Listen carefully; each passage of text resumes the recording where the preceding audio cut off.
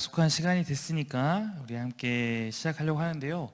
원래 저희가 금요일 날 첫 주는 기도회를 하고 다른 주간에는 이제 좀 같이 삶을 나누는 그런 묵상하고 삶을 나누고 이런 시간을 갖는데, 아무래도 또 그렇게 하다 보면 저희가 어쩔 수 없이 서로가 대화를 많이 하게 되기 때문에 지금의 상황에 맞게 오늘도 제가 저 앞에서 말을 하고 여러분이 좀 들으면서 같이 할 수 있는 무엇을 특강으로 할까 하다가 성경을 함께 어떻게 읽어가야 하는지, 그리고 우리가 묵상을 하는데 어떻게 묵상을 해나가야 되는지, 이런 부분까지 오늘 좀 다뤄보려고 합니다. 기도하고 오늘 시작하겠습니다. 하나님, 이 금요일 밤에 우리가 함께 모여서 다시 한번 주님을 바라보고 주님을 기억하며 나아가고자 합니다. 우리가 주의 말씀을 사랑하는 마음이 있기 때문에 오늘도 말씀에 대한 갈급함을 갖고 이렇게 나왔습니다. 오늘 특별히 우리가 하나님 말씀을 어떻게 대해야 할 것인가, 들을 때 이것이 단순히 듣는 시간이 아니라 내가 이렇게 정말로 하나님 말씀을 가까이 갈 수 있는 그런 기회로 삼을 수 있도록 인도하여 주옵시고, 오늘 이 시간에 주님께서 우리 가운데 아름다운 시간으로 채워 넣어 주옵소서. 감사드리며 예수님의 이름으로 기도드립니다. 아멘. 네, 제가 책을 지금 서재에서 놓고 못 들고 내려왔는데, 성경을 어떻게 읽을 것인가라는 책이 있습니다. 저는 개인적으로 성경을 읽기 원하고 좀 성경에 대해 관심이 있는 분이라면 꼭 한번 추천하고 싶은 책인데, 이거는 저만 추천하는 게 아니라 저희 이제 신학교에 있는 교수님들도 굉장히 많이 추천해서 대부분의 목회자들이라면 한 번쯤은 읽어봤을 그러한 책이라고 할 수 있습니다. 성경을 어떻게 읽을 것인가, 그리고 우리 오늘은 그 책과 더불어 성경을 어떻게 적용할 것인가 라는 책, 이 두 권의 책을 중점적으로 제가 요약을 해서 여러분에게 필요한 부분을 전하려고 합니다. 그래서 일단 먼저 오늘의 주된 내용은 성경을 어떻게 읽을 것인가의 내용을 제가 여러분에게 요약해서 전달하면서 중간중간에는 제가 좀 저의 피부에 와닿는 예화들을 좀 더 넣어서 이렇게 오늘 여러분에게 교환이라고 해야 될까요? 나눠드리게 됐습니다. 일단은 이 성경을 어떻게 읽을 것인가라는 책은 고든 디피라는 학자하고 더글라스 스튜어트라는 학자가 썼는데, 여러분들에게는 당연히 생소할 수 있지만 저처럼 신학을 연구하는 사람에게는 이 두 분은 굉장히 유명한 석학입니다. 그래서 고든 디피는 신약학자로 굉장히 유명한 사람이고요, 더글라스 스튜어트는 구약학자로 굉장히 유명한 분인데, 이 두 분이 연합해서 이 책을 썼고, 이 책은 아까 얘기했듯이 굉장히 유명한 베스트셀러 그런 책이라고 생각하시면 됩니다. 한번 들어가 보도록 하겠습니다. 성경을 이해하는 방법을 다룬 책들이 굉장히 많습니다. 그런 책 가운데 대부분은 유익하죠, 당연히. 그러나 그렇지 않은 것들도 종종 있을 때가 있습니다. 그리고 신학자가 쓴 것이 생각보다 많지 않습니다. 오히려 목회자들이 쓴 것이 더 많은 편이고요. 신학자들이 성경을 해석하는 방법을 제시할 때 기본적인 관심은 성경을 구성하고 있는 여러 가지 다른 문학 형태를 이해하는 것. 무슨 얘기냐면, 여러분이 성경을 읽을 때 복음서를 읽을 때와 시편을 읽을 때는 다른 접근 방식을 갖고 가지 않으면 이해할 수가 없게 됩니다. 왜냐면 우리 마찬가지잖아요. 시는 시로 읽어야 되고 소설은 소설로 읽어야 되고 뉴스는 뉴스를 읽어야 되는데, 만약에 뉴스를 소설처럼 읽고 소설을 뉴스처럼 읽으면 당연히 그것이 의도하는 바에 이르지 못하게 되는 것, 그것을 기억하시면 될 것 같습니다. 그래서 성경도 각각의 장르, 문학 형태가 있고 그거에 맞춰서 읽는 것이 굉장히 중요합니다. 그러한 차이가 성경이 읽는 방식과 그 성경이 현재 독자들에게 주는 메시지를 이해할 때 굉장히 큰 영향을 미친다는 것을 우리는 기억해야 됩니다. 이 성경을 어떻게 읽을 것인가라는 것은 아까 두 명의 신학 교수가 썼습니다. 우리는 보통 신학 교수가 쓴 책이라고 하면 굉장히 딱딱하고 무미건조한 책으로 그렇게 생각하게 됩니다. 가끔 성경을 이해하는데 반드시 신학교의 그런 공부 과정, 교육이 필요한 것이 아니라고 말하는 사람들도 있습니다. 물론 옳은 말이고 동감하는 바입니다. 그러나 신학자라는 것은, 신학 교수라는 것은 주저없이 전문가들이고, 우리는 때로는 이 전문가들의 도움을 받아서 어떻게 우리가 성경을 읽는데 나름의 방법들을 터득같이 도움받을 수 있습니다. 왜냐하면 신학 교수들도 이것을 평생을 다해서 연구하는 목적이 그들도 하나님께 순종하려고 하는 신앙인들임을 우리는 기억하며 나아가야 됩니다. 세 번째 부분 보시면 무엇보다도 오늘 우리가 나누려고 하는 것은 성경을 해석하는 문제입니다. 특별히 성경을 어떻게 적용해야 될 것인가 이런 고민하는 것들을 위해서 제가 준비했고요. 제 성경 본문에 그때 그곳, 옛날에 예수님 앞에서 예수님이 대상했던 그들의 문제가 지금 이곳에 있는 우리들의 그런 이곳으로 오기까지 우리 자신의 삶의 정황으로 이동하는 문제를 두고 오늘 중점적으로 다뤄보려고 합니다. 제 1장은 서론인데 해석의 필요성입니다. 여러분, 우리는 성경을 해석한다라는 단어를 사실은 제가 어렸을 때만 해도 그렇게 많이 쓰지 않았을 수도 있을 것 같아요. 해석한다? 성경은 그냥 말씀 듣는 것이 말씀을 해석하고 이런 것이 있나 이런 생각할 때도 있습니다. 그냥 말씀을 읽고 말씀대로 행하면 되는 것이 라고 열을 올리며 이야기하는 사람들이 있습니다.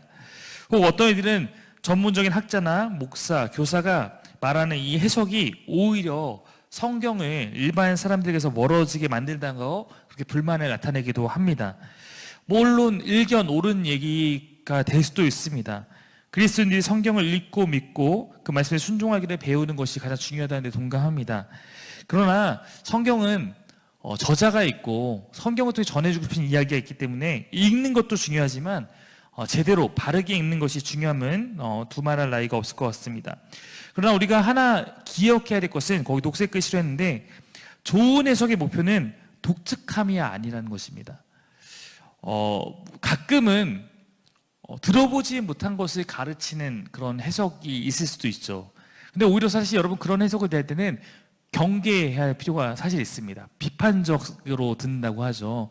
비판적 읽기를 해야 될 필요가 있습니다. 물론 제가 하는 얘기도 마찬가지예요. 그래서 내가 기존에 듣지 못했던 것을 듣는 그런 독특함을 대할 때 당연히 귀를 열고 들어야겠지만 이것이 정말 그러한가라는 마음으로 들을 필요가 있습니다. 왜냐하면 독특함이 꼭 좋은 것은 아니기 때문이에요. 그러나 독특한 것 가운데 때로는 우리 이제 목회자들 사이에서는 이미 인정되고 이미 어떻게 보면 검증된 것들을 저는 나누려고 노력할 것이고, 그래서 우리는 사실은 어떤 독특함보다는 독특해서 대부분 잘못된 해석일 수 있다라는 약간의 그런 생각을 해야 돼요. 어떤 목사님이 남들이 풀지 않는 방법으로 성경을 푼다라고 했을 때 와 거기 가면 뭔가 있나 보다가 아니라 그분이 정말 성경을 바르게 해석하는 것인가? 사실은 그런 마음으로 바라보면서 다가갈 필요가 있다는 거예요. 물론 끝까지 의심하라는 얘기는 아니지만 저는 그때 바울이 성경을 가르칠 때 베레아 사람들이 정말 그런가라는 마음으로 그들이 이렇게 들었을 때 또 성경을 찾았을 때 그들 안에 역사가 있었던 것처럼 건강한 역사가 일어날 거라고 생각합니다.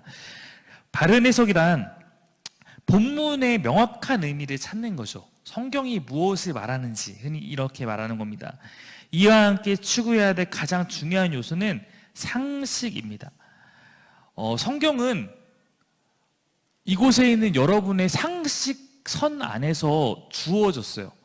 무슨 얘기냐면 하나님은 여러분에게 말씀을 통해서 하나님의 뜻을 알려주기 원하시는 분이지 수수께끼처럼 숨겨놓기 원하시는 분이 아니잖아요. 그렇기 때문에 인간들이 상식에 맞춰 주셨다는 것을 우리는 이해할 필요가 있어요. 그래서 성경을 읽을 때도 우리는 어떤 나름의 상식과 기준들을 갖고 다가갈 필요가 있습니다. 네, 독자도 해석자이다 부분을 보도록 하겠습니다. 성경을 어떻게 해석하느냐를 배워야 되는 첫 번째 이유는 여러분이 좋든 싫든 성경을 읽는 모든 사람들은 해석자가 되기 때문입니다. 즉 우리는 성경을 읽을 때 그 읽는 것을 당연히 이해하고 있다고 생각합니다. 그러면서 우리는 우리가 이해한 것이 성경의 저자의 의도와 동일한 것을 내가 이해했으니까 이게 성경 저자가 말하는 거겠지라고 생각할 수 있습니다. 그러나 사실은 우리는 이해하는 순간 내가 이미 해석한 거예요. 그 말씀을. 그래서 때로는 우리가 잘못된 선입견을 갖고 있기 때문에 잘못된 해석을 할 수도 있습니다. 물론 고의적인지 않은 경우가 있지만 엉뚱하게 이해할 수 있는 것이죠. 여러분, 우리는 하도 영화를 많이 보고 그림을 많이 봐서 예수님이 지고 가신 십자가는 이렇게 우리가 생각하는 이런 모양의 십자가를 지고 갔을 거라고 생각하지만 대부분의 학자는 T자일 거라고 생각하거나 혹은 가로만 지고 갔을 거라고 생각합니다. 네, 우리는 성경을 읽을 때 당연히 십자가를 지고 간다고 했을 때 저런 십자가를 예수님 지고 갈 거라고 막연히 생각을 하게 되는 오류를 범할 수도 있다는 거죠. 그리고 저도 가끔 예를 이걸 들지만 한 영혼이 천하보다 귀하다라고 말씀하신 주님이라는 표현 많이 하는데, 한 영혼이 천하보다 귀하다라는 말씀은 성경 어디에도 본문으로서 존재하지 않습니다. 찾아보시면 이런 구절은 없을 거예요. 여러분 찾아보시면 굉장히 유명해질 수 있습니다. 네, 없어요. 우리의 선입견이라는 거죠. 하도 많이 들어왔으니까. 하도 앞에서 장로님들이 한 영혼이 천하보다 귀하다고 말씀하신 주님께서 뭐 이렇게 목사님들이 이렇게 하시니까 그게 성경 구절에 있을 거라고 생각하는 겁니다.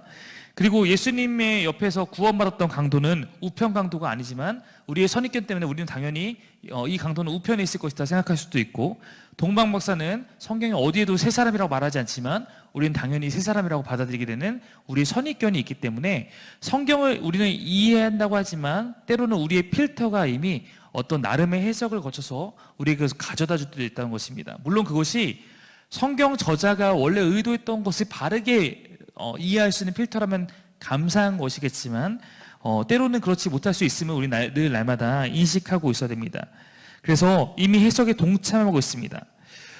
또한 밑에 보시면 모든 명확한 의미가 모두에게 똑같이 명확한 것은 아니라는 사실입니다. 밑에 예를 좀 보면 고린도전서 14장 34에서 35절을 근거로 여자가 교회에서 잠잠해야 한다라는 성경 말씀을 받아들이는 사람이 동일한 문맥에서 나오는 방언과 예언은 사라졌다고 생각하는 경우, 고린도서 11장 2절에서 16절에 근거해서 남자만이 아니라 여자도 기도하고 예언한다는 것을 인정하지만 여자들이 기도하고 예언할 때는 반드시 머리에 뭐 써야 한다는 것을 부정하는 경우도 있다. 무슨 얘기냐면 성경은 이걸 같이 얘기한다는 거죠. 예를 들어서 A라는 얘기와 B라는 얘기를 한 번에 같이 얘기했어요. 근데 우리가 때로는 A는 받아들이고 B는 거부하고 이러는 현상들이 우리 안에 있을 때가 있다는 거예요. 그래서 예를 밑에 보면 제가 블로그에 정리했던 내용인데, 아래의 근거 구절로 인해서 기독교인 가운데 누군가는 기독교는 문신을 하지 않아야 된다라고 말을 하는 경우가 있습니다. 레위기 19장 26절부터 28절 말씀 여러분 한번 같이 읽어보십시오. 보시면 너희는 무엇인지 핏째 먹지 말며 점을 치지 말며 술법을 행하지 말며 머리 가래 둥글게 깎지 말며 수염꽃을 손상하지 말며 죽은 자 때문에 너희의 살에 문신하지 말며 무늬를 놓지 말라. 나는 여호와이니라 라는 말씀이 있는데, 성경을 근거로 기독교인은 문신하면 안 됩니다라고 말하는 사람들은 모두 다 레위기 19장 28절의 말씀을 근거로 해서 봐라, 여기에 이 말씀이 있으니까 기독교는 문신하면 안 돼, 성경대로 하는 삶이야 라고 얘기를 한다는 거죠. 그럴 수도 있습니다. 근데 이거는 한 뭉태기의 이야기인데 앞에는 뭐라면 피째 먹지 말고 점을 치지 말고 수법을 하지 말고 머리를 두개 깎지 말고 수염 끝을 손상하지 말고 그 다음에 문신도 하지 말아라. 이 모든 것은 우상을 섬기는 자들이 하는 행위니까 너희는 따라하지 말라고 얘기한 건데, 문신만 하지 말라라고 할 게 아니라 이 말씀을 따르려고 한다면 위에 것도 다 따라야죠. 그러면 그 사람은 이 말씀을 근거로 기독교는 문신하면 안 되라고 한다면 이 말씀을 근거로 기독교는 피째 먹으면 안 돼요. 육회 먹으면 안 되겠죠. 점 치면 당연히 안 되고 수법도 당연히 안 되고 머리 가르두고 애들 바가지 머리 깎으면 안 되죠. 네, 남자 수염 끝에 손상하면 안 됩니다. 그것도 다 지키면서 문신하지 말라라고 얘기하는 건 일관성이 있는 거죠.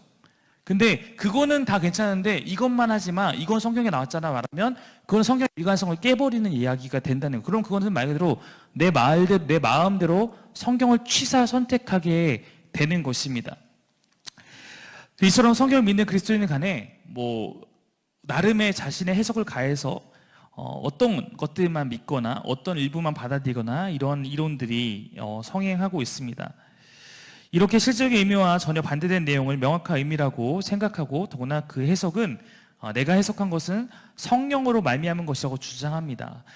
내가 이해해서 어떤 은혜를 받았으면 이것은 성령님이 나에게 주신 거야 라고 생각을 하는 거죠. 물론 그럴 수도 있어요. 그러나 아까 얘기했듯이 내가 취하고 싶은 것만 어떤 것만 취해놓고 성령님 나에게 말씀하셨다는 것은 사실은 저는 받아들일 수 없는 이야기로 생각해요. 아까 얘기 전체를 다 이해한다면 가능하지만 그 안에서의 또 그런 것들은 좀 맞지 않는다라고 생각한다는 것입니다. 그러면 우리가 해석이 필요 없이 그냥 읽기만 하면 된다는 생각도 역시 무리고, 상식적인 지침에 근거한 건전한 해석을 해야만 합니다. 제가 아까 얘기했듯이 성경을 읽는데 나름의 상식이 존재한다는 거예요. 물론 하나님께서는 여러분에게 말씀하시기 때문에 각각 다양하게 말씀하시지만 이 말씀을 받아들여서 우리가 공통적으로 적용될 수 있는 나름의 최소한의 상식이 필요하다는 것입니다. 그래서 이 책은 각 장르의 본래적으로 있는 그러한 문제들에 대해 독자들이 어떻게 이해해야 되는지를 설명하는 그러한 책입니다. 성경의 본질 부분을 들어가 볼게요. 해석이 필요한 가장 의미심장한 이유는 성경 자체가 그렇기 때문입니다. 성경은 인간적인 동시에 신적인 것입니다. 성경이 이러한 이중적인 성격 때문에 우리는 성경을 해석해야 하는 것이죠. 이런 의미입니다. 성경은 신적인 책이에요. 그래서 영원한 타당성을 지닙니다. 무슨 얘기냐면 저를 보셔도 됩니다. 네. 자, 성경이 갖고 있는 신성이란 건 뭐냐면 인간의 책은 그 시대에만 영향을 미치지만 하나님은 그 시대만 사는 분이 아니라 성경에 갖고 있는 신성이 있기 때문에 그 책은 오늘날 우리에게도 우리가 따라야 되는 것, 이것이 영원한 타당성이라는 측면이에요. 성경은 보면 이걸 갖고 있다는 것입니다. 하나님의 말씀이기 때문에 지금 우리도 그 말씀에 귀를 기울여야 하고 순종해야 합니다. 동시에 성경에 갖고 있는 인간적인 것은 뭐냐면 하나님은 이 책을 둥둥 떠다니는 걸로 아니라 우리에게 우리가 읽을 수 있는 글씨를 통해서 주셨기 때문에 인간적인 부분이 있습니다. 마치 예수님이 신성과 인성이 있는 것처럼 마찬가지예요. 그래서 역사 속에 인간의 말을 통해서 자신의 말씀을 전하셨기 때문에 성경의 각 책들은 또한 역사적인 특수성을 갖습니다. 즉 각 책들은 그것이 본래 기록된 언어와 시간과 문화에 의해서 표현됩니다. 이처럼 성경의 영원한 그 타당성과 역사적 특수성이 같이 존재하기 때문에 이 안에서 나름의 긴장이 있는 것이고, 그러다 보니까 우리에게는 해석이라는 것이 때때로 필요하게 되는 것입니다. 왜냐하면 이것이 오늘날 지금 여러분에게 주는 말씀이라면 우리가 이것을 해석하지 않고 상당히 많이 알아들을 수 있을 거예요. 근데 이거는 아시겠지만 2000년 전 최소, 구약은 훨씬 더 먼 우리하고 전혀 다른 시각을 갖고 살아가는 그때 당시의 사람에게 그들의 언어로 주셨기 때문에 우리가 오늘날 이거를 우리의 언어로 받아들이기 위해서는 나름의 노력, 해석이라는 과정이 필요하다는 것입니다. 하나님은 인간의 실적인 역사 맨날 속에서 말씀하기로 하셨다. 그래서 그렇기 때문에 우리는 바로 그 동일한 말씀이 교회 전 역사를 통해서 온 것처럼 우리 자신의 실제적인 역사 속에서 계속해서 말씀하실 것은 소망을 또한 가지면서 그 안에서 나아가야 됩니다. 이 점과 관련해서 두 가지 사항을 우리가 함께 좀 주지해야 합니다. 첫 번째는 근 1500년에 걸쳐서 여러 다양한 상황에 처했던 실존적인 구약 성신약 시대의 인물들을 통해서 말씀하신 것이므로 하나님의 그 말씀은 각 사람들의 어휘나 사고방식을 통해서 표현되며 또 그 시대의 문화와 당시의 상황에 의해서 결정되기 마련입니다. 여러분 먼저 이 얘기에서 여기 생각해야 되지만 성경이 어떻게 쓰였는가를 말할 때 그것이 영감설이라고 하죠. 그래서 우리가 복음주의가 다 믿는 것은 하나님께서 우리를 그냥 뭐 기계적으로만 쓰셔서 나는 아무도 이해할 수 없는 것을 막 내 말로 말하게 하고 이런 걸 믿는 게 아니라 저자를 통해서 하나님 말씀하셨고 저자는 그 하나님의 뜻을 알고 선포했고 기록했다고 우리는 믿고 있거든요. 그러니까 바울 서신에는 바울이 이해하지 못하는 글은 없다고 보는 거예요. 물론 바울에게서 나온 것은 아닙니다. 그러나 적어도 저자를 통해 나왔기 때문에 바울의 말투, 바울의 이해, 바울의 표현 방법, 바울의 삶의 바운더리 안에서 그것이 기록됐다라고 우리는 이해하는 것입니다. 그래서 하나님의 말씀을 우리가 지금 이 시대에 그때의 말씀을 이해하기 위해서는 그들을 이해해야 되고 그들의 언어나 그들의 사건을 이해해야 됩니다. 다음 장으로 2페이지 넘겨보겠습니다. 근데 문제는 뭐냐면 우리가 시대적으로 그리고 사상적으로 우리와 그들의 거리가 멀다는 거예요. 멀다는 것은 우리는 팔레스타인에 살아가는 사람들이 아니고 우리는 헬라어, 히브리어를 우리의 언어처럼 사용하는 사람이 아니라는 것이고 시대와 문화적 차이가 존재한다는 것입니다. 그래서 독자들은 두 가지 점에서 해석의 과제를 갖습니다. 첫 번째는 과거에 그들이 들었던 그 말씀대로 우리는 들어야 됩니다. 그러면 이런 거죠. 하나님께서 모세에게 말씀하셨을 때 모세는 이 말씀을 어떻게 이해했을까? 이것이 사실 우리의 먼저 해석을 위한 첫 번째 질문이 돼야 되는 거예요. 바로 이 말씀을 곧장 하나님이 지금 나에게 말씀하신 걸로 이해하려고 하면 오독할 여지가 큽니다.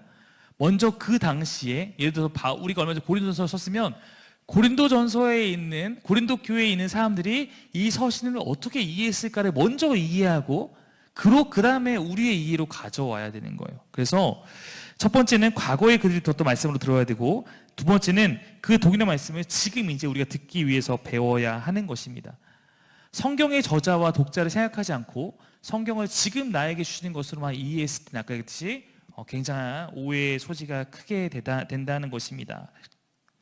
그래서 그러면은 성경이 그 시대에 그 사람들에게 쓰였다는 것과, 그리고 성경이 아까 얘기했듯이 장르가 있다는 것, 이것을 이해하고 받아들인다면 그럼 그 시대에게 주신 말씀처럼 이해하기 위해서 우리에게 갖춰야 될 기본, 성경을 보기 위한 기본 소양이 필요한 거고, 성경의 장르대로 그것을 제대로 이해하기 위한 또 나름의 법칙들이 필요하다는 것입니다. 그래서 성경의 모든 말씀에 적용된 일반 법칙도 알아야 되고 각각의 장르에 적용된 특별 법칙도 우리는 배워야 됩니다.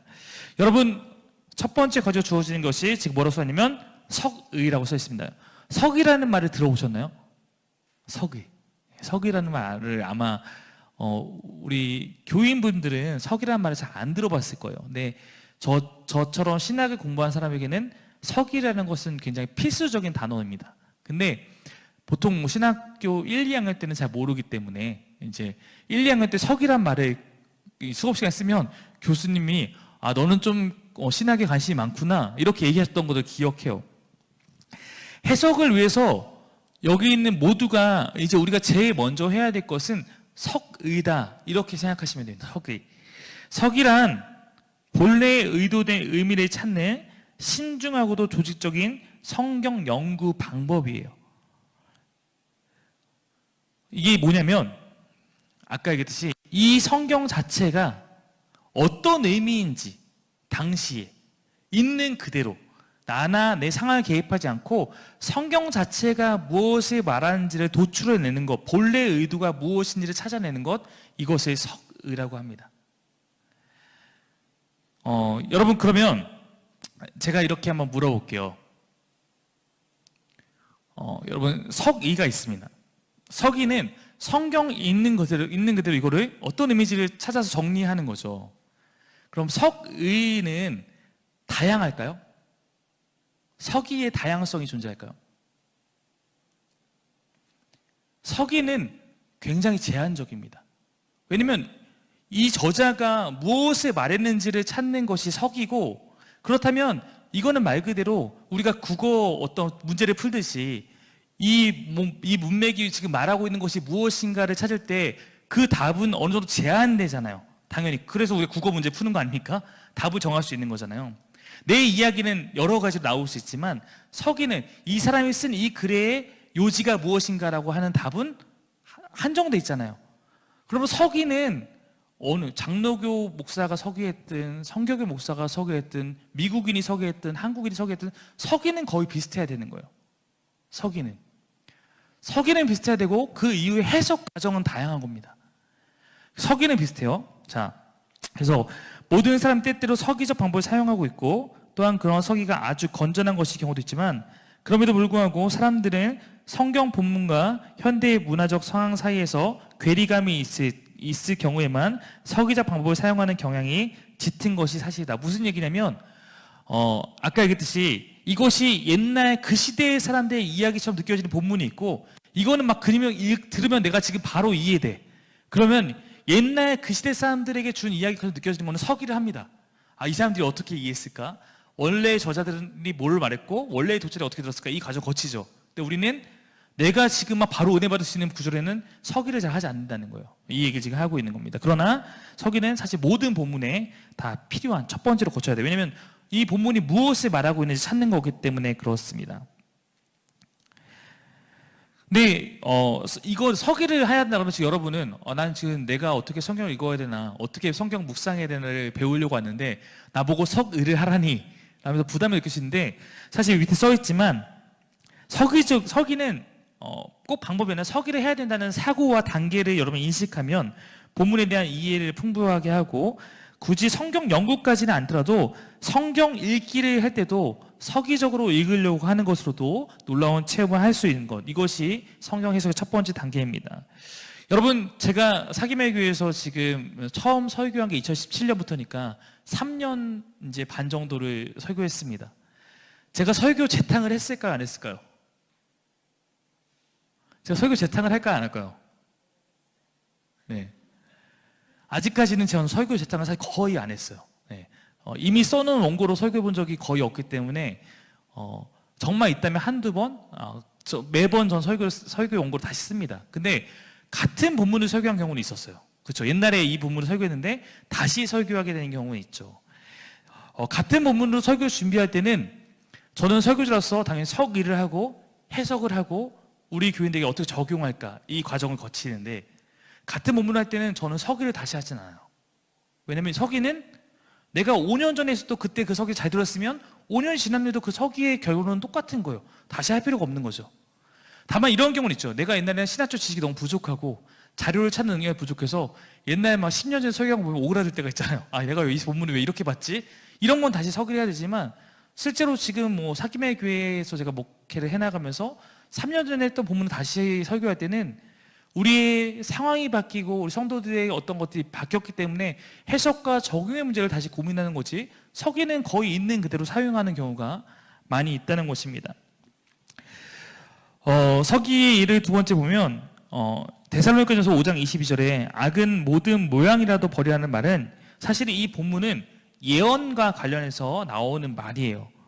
즉 예언을 시험해 보아서 그것이 성령에 의한 것이 아닌 악한 것이라면 그 예언을 버리라라는 의미로 사용된 것이 저자의 원래의 뜻입니다. 이것을 만약에 벗어나서 여러분이 이 단어에만 꽂혀서 악은 모양이라도 버리라고 했어, 그러니까 나는 악을 버릴래 라고 하면은 좋은 얘기일 수 있겠지만, 그것은 엄밀히 말하면 잘못된 성경 해석인 거죠. 왜냐면 저자는 그런 의도로 이 단어를 이 표현을 쓰지 않았기 때문입니다. 이처럼 하나님이 그 본문을 통해 의도하시는 바와 전혀 다른 의미를 그 본문에 부여하는 행위는 그 본문을 사용하고 있는 것이 아니라 그 본문을 악용하고 있는 것입니다. 저는 설교자 중에 가장 나쁜 설교자는 다른 것이 아니라 성경을 저자의 의도를 벗어나서 사용하는 거라고 생각해요. 성경은 이 말을 하고 있는데 이것을 갖고 다른 말을 하게 될 경우에 그 설교가 가장 옳지 못한 설교라고 생각합니다. 물론 그럼에도 우리도 다 인간이다 보니까 제 설교도 뒤져보면 그런 부분도 있겠죠. 그러나 당연히 그것을 줄이기 위해 노력하고, 모든 성도가 성경은 하나님이 우리에게 주시고자 한 그 말씀 그대로 이해하려고 노력하는 것, 즉 서기적 사고를 하는 것부터 이 말씀에 대한 이해는 시작되어야 되는 것입니다. 즉 모든 본문에 있어서 과거 그 당시 그곳으로 다시 돌아가 생각하는 것, 이것이 필수적입니다. 아마 지금 제가 이 얘기를 했을 때 맞아, 때로는 나는 그렇게 했지만 난 그렇게 하지 않고 있다고 생각하는 분도 분명히 있을 거예요. 오늘 이 시간에 내가 이제 성경을 본문을 할 때 서기를 해야겠다는 생각을 하나 해보시는 것만으로도 여러분이 성경을 이해하기 위한 좋은 발걸음과 좋은 어떻게 보면 태도를 갖게 됐다고 저는 말할 수 있습니다.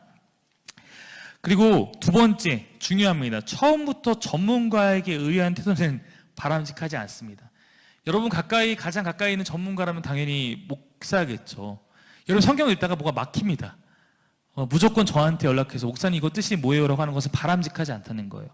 여러분 그렇게 하면 결코 여러분이 스스로 낚시하는 법을 익힐 수 없잖아요. 그래서 오늘 우리가 하는 것은 내가 스스로 성경을 보면서 하나님이 나에게 주시는 말씀을 내가 읽어가는 법을 배우는 건데, 내가 이해하지 않는 부분을 만날 때마다 만약에 저를 의지하게 된다면 여러분은 어떻게 보면 혼자서는 계속해서 말씀을 통한 은혜의 공급을 받을 수 없는 사람이 되게 됩니다. 그러나 우리가 필요한 경우에는 당연히 저도 마찬가지고 더 나은 자료를 참고하고 사용하는 것은 당연합니다. 그럼 서기를 어떻게 해야 될 것인가? 첫 번째, 우리 자신의 능력으로 무엇을 할 수 있는지를 알아내야 되고, 두 번째는 다른 사람들의 자료를 사용하는 법을 사실 배우는 것이 어떻게 보면 우리에게 현실적입니다. 건전한 서기의 첫 번째 비결은 여러분 본문에 주의 깊게 읽는 거예요. 여러분 만약에 내가 오늘 어떤 말씀을 읽는다라고 하는데 이 말씀을 조금 더 주님의 말씀에 가깝게 읽고 싶다라고 하면 첫 번째 노력은 뭐냐면 말씀을 2번, 3번 읽는 거예요. 주의 깊게 읽는 것입니다. 여러분도 아마 우리가 한국교회에서 지금도 전 어떻게 보면 좋은 운동이라고 생각하지만 옛날에 제가 더 경험했던 것 중에 하나가 뭐가 있었냐면 성경 일독 프로그램 교회에서 하는, 저도 어렸을 때 성경 일독을 했어요. 성경 일독하면 상을 준다고 해서 열심히 성경 일독을 했었는데 그 성경 일독 프로그램은 속독 테이프를 틀어놓고 있어요. 옛날에 속독 테이프 틀어놓고 하면 엄청나게 빨리빨리 얘기하는 거를 우리가 듣고 있죠. 눈으로 따라 읽는 거죠. 왜냐면 우리가 직접 읽으면 오래 걸리니까. 그래서 그런 식으로 하면은 40시간인가 하면 성경을 일독합니다. 네, 그러니까 하루에 1시간씩 교인들이 모여서 40일 동안 성경을 일독해서 나 성경을 일독했어. 그런 식으로 전 성경 이독을 했었어요. 근데 내용이 하나도 기억에 남지 않아요. 그냥 내가 성경을 일독했구나, 내가 성경을 이독했구나. 물론 이것도 어느 정도 경지에 가면, 우리 권사님들 막 30독 했습니다, 40독 이런 분들 계시잖아요.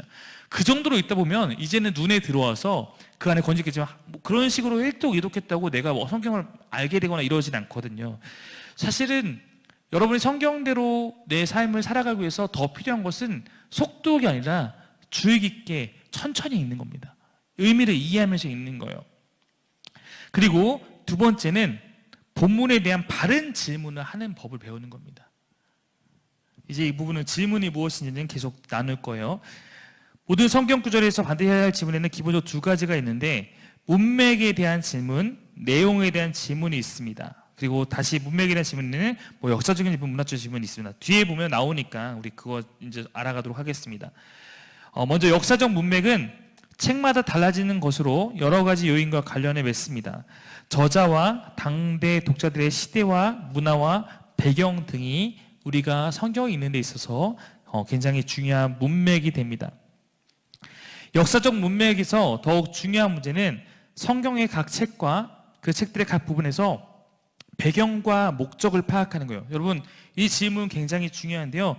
우리 이스라엘 그 부분 한번 같이 읽어볼까요? 시작. 이스라엘 혹은 교회 내에서 어떤 일이 벌어지고 있었기에 그러한 책이 나오게 되었는가. 네. 우리가 성경을 읽을 때 그냥 읽는 게 아니라 이 질문을 먼저 한번 던져볼 필요가 있다는 거예요. 왜 이들이 지금 어땠길래 하나님이 이 말씀을 하셨을까? 고린도 교회 교인들이 어땠기에 바울이 이 편지 썼을까? 이 질문을 갖고 들어가는 것만 해도 여러분 굉장히 중요한 것일 수 있습니다. 또 저자가 어떤 상황이 있기 때문에 이 책을 기록하게 되는 것, 저자의 마음에서도 하는 이런 것들이 굉장히 중요해요. 그를 통해서 우리가 발견하고 싶은 것은 과연 그때 무슨 일이 있었나? 이게 역사적 문맥이에요. 역사적 문맥은 어렵지만 쉽게 말하면 그때 이들에게 무슨 일이 있었길래 이 마음을 묻는 것이 역사적 문맥입니다. 두 번째, 문학적 문맥은 단어는 문장 속에서만 의미를 갖는다라는 것이에요. 무슨 얘기냐면 여러분, 묵상을 처음 시작한, 큐티를 처음 시작한 우리 아이들과 함께 오늘 말씀에서 뭐가 와닿았니? 라고 하면은 아이들이 제일 먼저 집중하는 건 뭐냐면 단어죠, 단어. 저는 여기서 하나님이 우리 사랑한다는 게 너무 좋았어요. 아니면 뭐가 어떤 게 좋았어요. 복음의 본질이라는 게 좋았어요. 이런 식으로 이제 처음 시작하는 문어, 어떤 단어, 아니면 어떤 특정한 짧은 문장, 이런 것들을 우리가 꽂혀서 그거 하나를 바라보고 하는 경우가 있는데, 반드시 어떠한 문장이든 어떠한 표현이든 것은 그 문맥 안에서 해석돼야만 된다라는 것이 전제라는 것입니다. 제가 밑에다 예를 들어놨어요. 제가 실제로 겪었던 예이기도 합니다. 저를 가르쳤던 조직신학 교수님께서 성경이 하나님의 책이라는 말씀을 하시면서 여기 봐봐, 이 말씀에 봐봐, 이 말씀에 보면 성경은 하나님의 책이라는 것을 명백하게 성경이 우리 말해주고 있어 라고 하면서 말하고 있어요. 바로 성경이 이 모든 성경을 모으셨다, 빠진 것이 하나도 없다, 완벽한 짝이 있는 책이다 라고 하면서 이사야 34장 16절을 우리 가운데 읽도록 하셨습니다. 무슨 얘기냐면 이런 얘기였어요. 너희는 여호와의 책에서 찾아 읽어보라. 이것들 가운데서 빠진 것이 하나도 없고 제 짝이 없는 것이 없으리니 이는 여호와의 입이 이래 명령하셨고 그의 영이 이것들을 모으셨습니다. 여러분, 이 말씀을 읽으면 이 말씀 그대로 여호와의 책, 성경을 읽어보면 이거는 빠진 것이 하나도 없고 짝이 없는 것이 하나도 없고 이 성경은 여호와의 입이 모았고 그의 영이 모았기 때문에 이렇구나 라고 이 말씀만 보면 그렇게 이해가 되는 것이 당연하죠.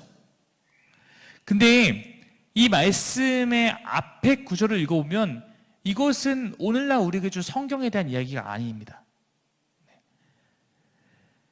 이것은 성경이 뭐 오류가 없다 이것을 말하기 위한 것이 아니고, 이것은 오히려 읽어보면 성경을 모은 것이 아니라 동물을 모은 거예요.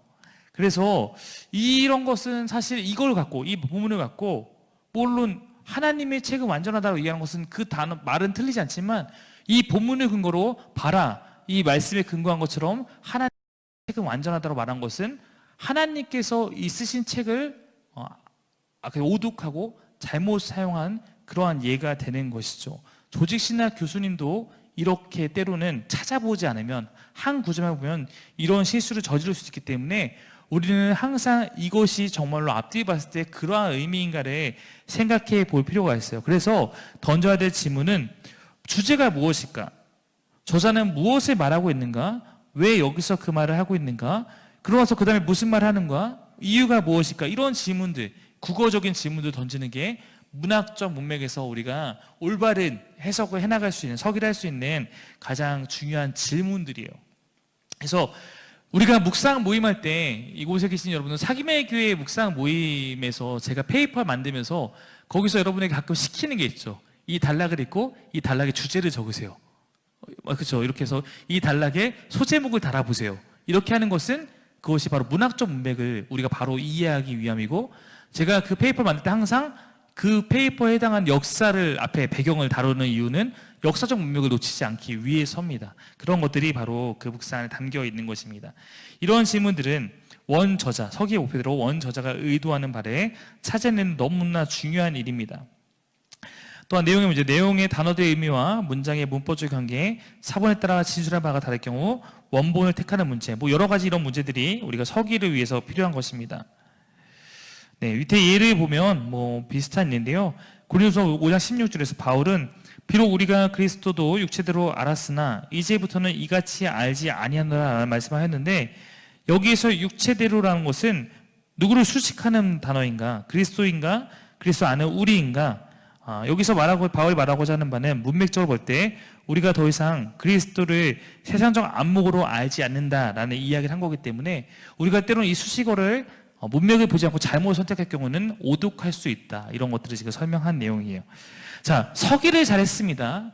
그러면은 이 본문을 통해서 이 본문이 저자가 이런 의도로 한 내용이구나를 우리가 캐치했어요. 그럼 그 다음으로 필요한 게 바로 해석이에요. 석의 다음이 해석입니다. 자, 근데 보통 우리가 성경을 해석합니다라고 할 때는 서기와 해석을 같이 포함하는 얘기이기도 해요. 뭐 예를 들어서 우리가 이런 거잖아요. 이렇게 하면 되겠죠. 우리가 구약을 나눌 때 앞에 17권을 역사서라고 분류했잖아요. 근데 역사서 안에 앞에 5권은 우리가 율법서라고 분류하고 밑에 있는 거 12권은 역사서라고 분류했던 것처럼, 역사서라는 것이 17권을 포괄하는 얘기가 되기도 하지만 좀 더 구체적으로 봤을 때는 뒤에 있는 오대오경 다음에 있는 12권의 책을 말하는 것처럼, 우리가 해석하기로 할 때는 이 서기와 해석을 다 말하지만 과정을 나누면 서기가 먼저고 그 다음에 비로소 해석이라는 두 번째 단계가 있다. 이것을 말하고 있는 거예요. 그래서 고대의 본문에 대한 현대적 타당성을 찾는 거. 아까 얘기했듯이 아까 거는 날 것을 찾는 거였어요. 이게 그 시대 사람에게 어떤 의미였지? 저자가 그 시대에 왜 이 얘기를 했지? 그럼 이것에 대해서 이제 지금 우리의 것으로 갖고 오는 게 해석입니다. 우리가 성경에 접하게 되는 것은 결국 우리들이 처한 지금 여기 여러분의 문제들이 있기 때문에 성경을 읽잖아요. 그러므로 이 해석은 중요하겠죠. 그러기 위해서는 우리가 성경을 연구하기를 배워야 됩니다. 그래야만 우리는 올바르게 해석할 수 있죠. 든든한 서기와 함께 시작하는 것을 강조하지 않을 수 없습니다. 성경 연구에서 지금 여기의 문제에서 출발해서는 안 되는 이유는 해석하기, 성경 본문 자체의 본래의 의미에서 철저하게 통제받는다는 데 있다. 무슨 얘기냐면 아까 서기를 제외하고 지금 여기 내 시점에서 성경을 바로 들어가게 되면은 올바른 해석이 나오지 않는 확률이 많기 때문에, 해석이란 것은, 올바른 해석은 반드시 올바른 서기의 통제를 받는다라는 것입니다. 우리가 추구해야 될 것은 어디까지나 본문이 말하고 있는 명확한 의미입니다. 내 주관적인 해석이 아니라 객관적인 해석의 원리에 따라서 본문이 무엇을 말하는지가 우리 가운데 결정되어야 됩니다. 3페이지를 볼게요. 또한 우리를 향한 성경 본문의 참된 의미는 바로 하나님께서 그 말씀을 처음 하셨을 때 본래 의도했던 원래 의도에 맞는 것과 동일하다. 여러분 이런 얘기입니다. 하나님이 처음에 원래 의도는 이렇게 말했는데 이것이 갑자기 오늘날 나에게는 다른 의도로 적용될 수는 없는 거예요. 그 의도와 지금 우리에게 주는 의도는 다르지 않다라는 것이 전제되어야 된다는 것입니다. 자, 이제 우리가 서기와 해석을 위해서 기본적으로 아까 얘기했듯이 도움을 받기 위해 스스로 이것을 해나가기 위해서 가장 중요한 현실적인 것은 참고서가 있는데 여러분에게는 신학책이 없잖아요.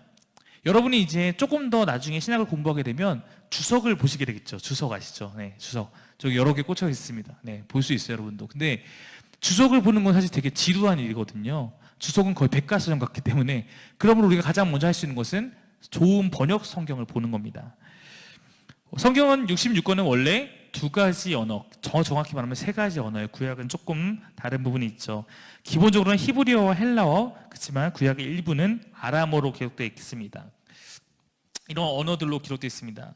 번역본, 우리가 읽는 번역본을 읽는다는 것은 우리가 이미 해석의 한 분야에 참여하고 있는 것입니다. 그렇다고 번역본에 있는 것은 결코 나쁜 것이 아니고 다만 우리가 원래의 의미를 알면 좋겠지만, 그렇죠?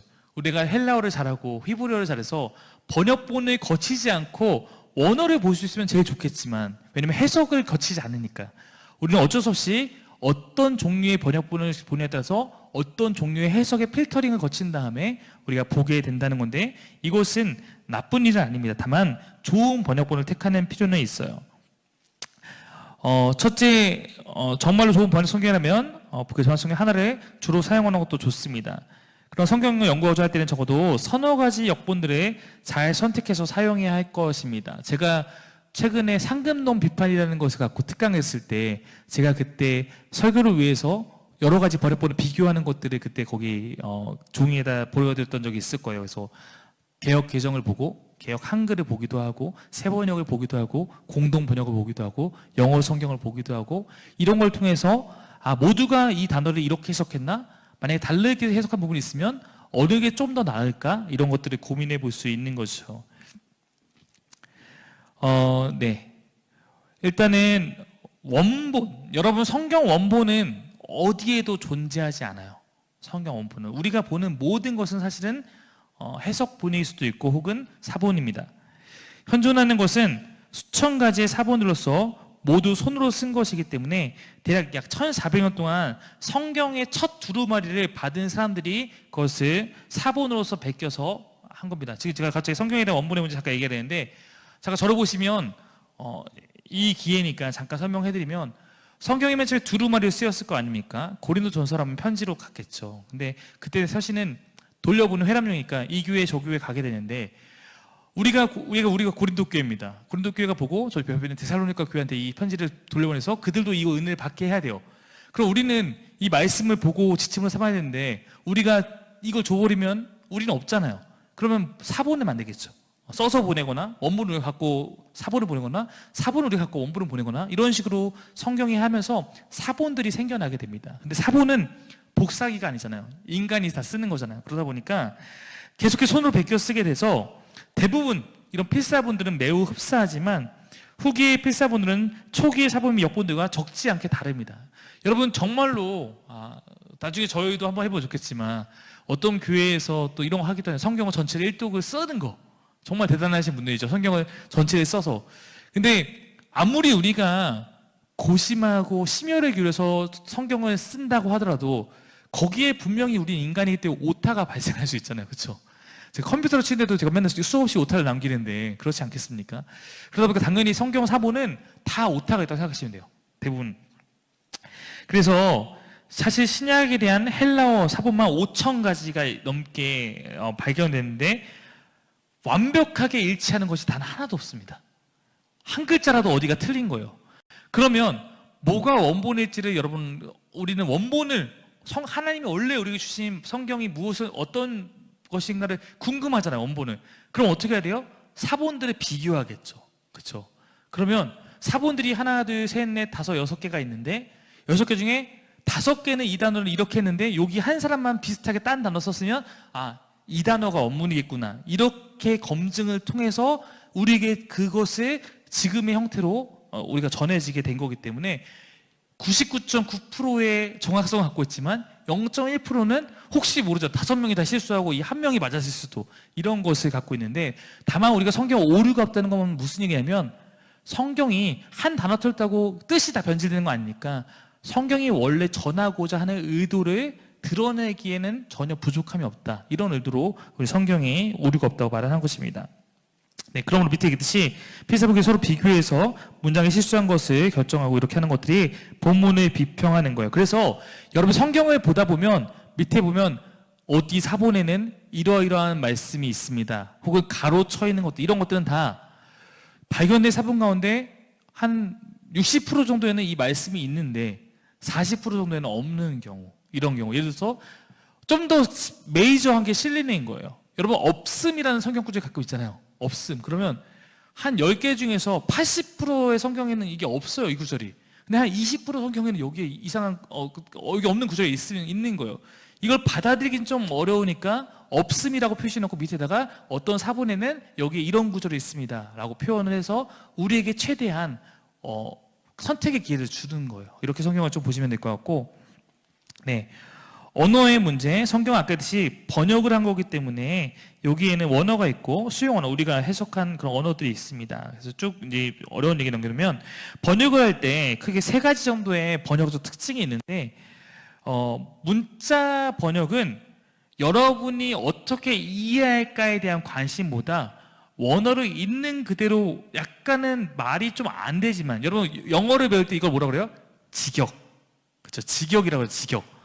직역한다. 뭐라고 그러죠?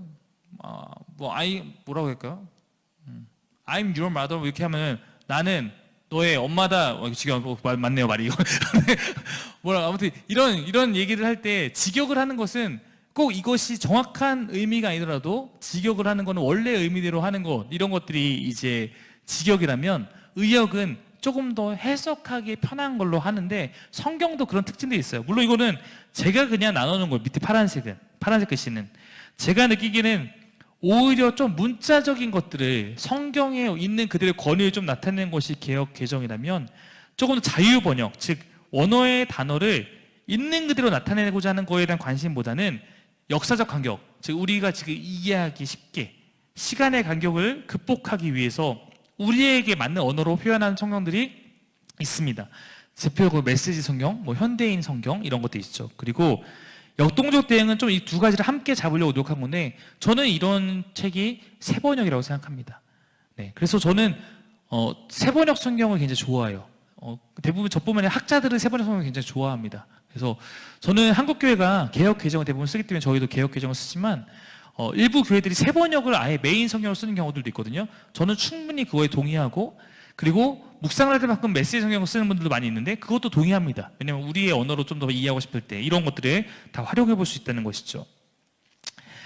자, 지금까지가 그냥 이 1장이 이제 성경은 어떤 과정을 거쳐야 되고, 그리고 성경은 이런 것들을 좀 유념하면서 읽어야 된다는 것을 말했다면, 3, 4장은 어떤 얘기냐면, 대표적으로 성경에는 역사서가 있고요, 율법서가 있고, 시가서 이런 것도 있고, 선지서도 있고, 그 다음에 복음서도 있고, 그 다음에 신약에 보면 요한계시록 같은 책도 있고, 이런데 그 중에 서신서가 있습니다. 신약의 서신서, 아까 이제 갈라디아서, 로마서, 고린도전서, 데살로니가전서, 이런 서신서도 있는데, 서신서를 이 책은 맨 먼저 다루고 있어요. 서신서를 읽을 때를 예를 들어서 먼저 얘기를 하고, 그 다음에 다양한 장르의 책들을 다 다루게 됩니다. 그래서 서신서를 먼저 다루게 되는데, 오늘은 우리가 그럼 성경을 해석한다는 게 이런 거구나, 성경을 이해한다는 게 이런 거구나, 이런 것을 보여드리기 위해서 제가 서신서만 갖고 여러분과 조금 더 지금의 내용들을 조금 더 한번 다 적용해서 한번 들어가 보려고 합니다. 서신서가 비교적 우리가 읽기가 쉽습니다. 해석이 용이하죠. 그러나 해석이 용이하다는 점이 오히려 큰 함정이 될 수도 있습니다. 왜냐하면 해석이 용이하다는 것은 내가 이해하기 쉽기 때문에 그냥 내가 이해하는 대로 받아들이려는 경향이 크기 때문에 그렇습니다. 네, 보면 서신서 전체에 우리가 해당하는 일반적인 사항을 몇 가지 한번 이야기해 보려고 합니다. 서신서라고 할 때 서신서라고 하지만 모든 것이 다 같은 종류는 아니다라는 겁니다. 아돌프 다이스만은 편지와 서신이라는 단어로 서신서를 구분했어요. 서신서도 구분이 필요하다. 편지가 있고 서신이 있어. 물론 이거는 그냥 학자적인 구분이요. 국어적으로 편지와 서신이 뭐가 다르지 이렇게 생각할 필요 없고, 편지라고 나누는 것은 이 학자의 얘기에 말하면 편지는 특정한 개인이나 집단을 위해 쓴 거는 편지야. 예를 들어서 제가 성희 집사님에게, 이런 거는 성경의 편지다. 그리고 서신은 일반 회중, 보편적으로 우리 시대의 그리스도인들에게, 이게 서신이다. 이렇게 나눈 거예요. 이해되십니까? 이 구분이. 네. 이런 구분은 일견 타당합니다. 네. 예를 들어서 제가 블로그에 글을 쓸 때가 있는데, 이 시대의 신학을 공부하는 신학 후배들에게 이렇게 글을 쓰는 경우가 있으면, 이거는 사실은 서신적 성격에 강한 거죠. 어느 누구를 대상한 게 아니에요. 근데 예를 들어서 우리 뭐 사김의 교회 누구에게 이렇게 쓰게 되면 이건 편지라고 분류할 수 있다는 거죠. 로마서와 빌레몬서가 이런 차이가 있습니다. 빌레몬서는 뭐냐면 편지입니다. 네. 빌레몬서는 빌레몬이라는 사람에게 더 정확하게 쓴 거. 로마서는 여러분 지금 로마 교인에게 쓴 게 아니라, 로마서는 물론 로마 교인이 썼지만 모든 그리스도인들이 이 로마서를 돌려보면서 믿음을 얻도록 했기 때문에 서신적 성격이 강하다. 이 두 가지가 조금 더 개인적인 것, 조금 더 공동체적인 것, 이렇게 생각하시면 될 것 같습니다. 이런 구분을 할 수도 있고요. 서신서, 신약의 편지들은 다음과 같은 형식을 취합니다.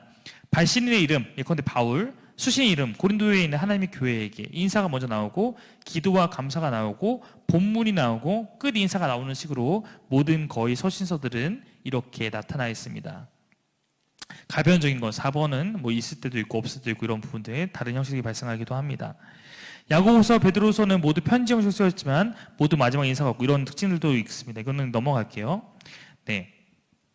아까 했듯이 서신은 전 교회를 대상으로 쓰는 회람, 돌려보는 글이라고 생각하면 되고, 네. 이처럼 서신서들의 성격이 각양각색이지만 공통적으로 갖고 있는 것이 하나 있습니다. 모든 여러분이 이제부터 서신서를 읽을 때는 모두 이것은 특정한 일이 있었기 때문에 쓰여졌고, 또한 그 일을 염두에 두고 기록한 문서라는 사실과 이 문서는 1세기에 쓴 거야라는 것을 기억하면서 이 서신을 읽을 때 여러분이 성경을 바르게 읽을 수 있다는 거예요.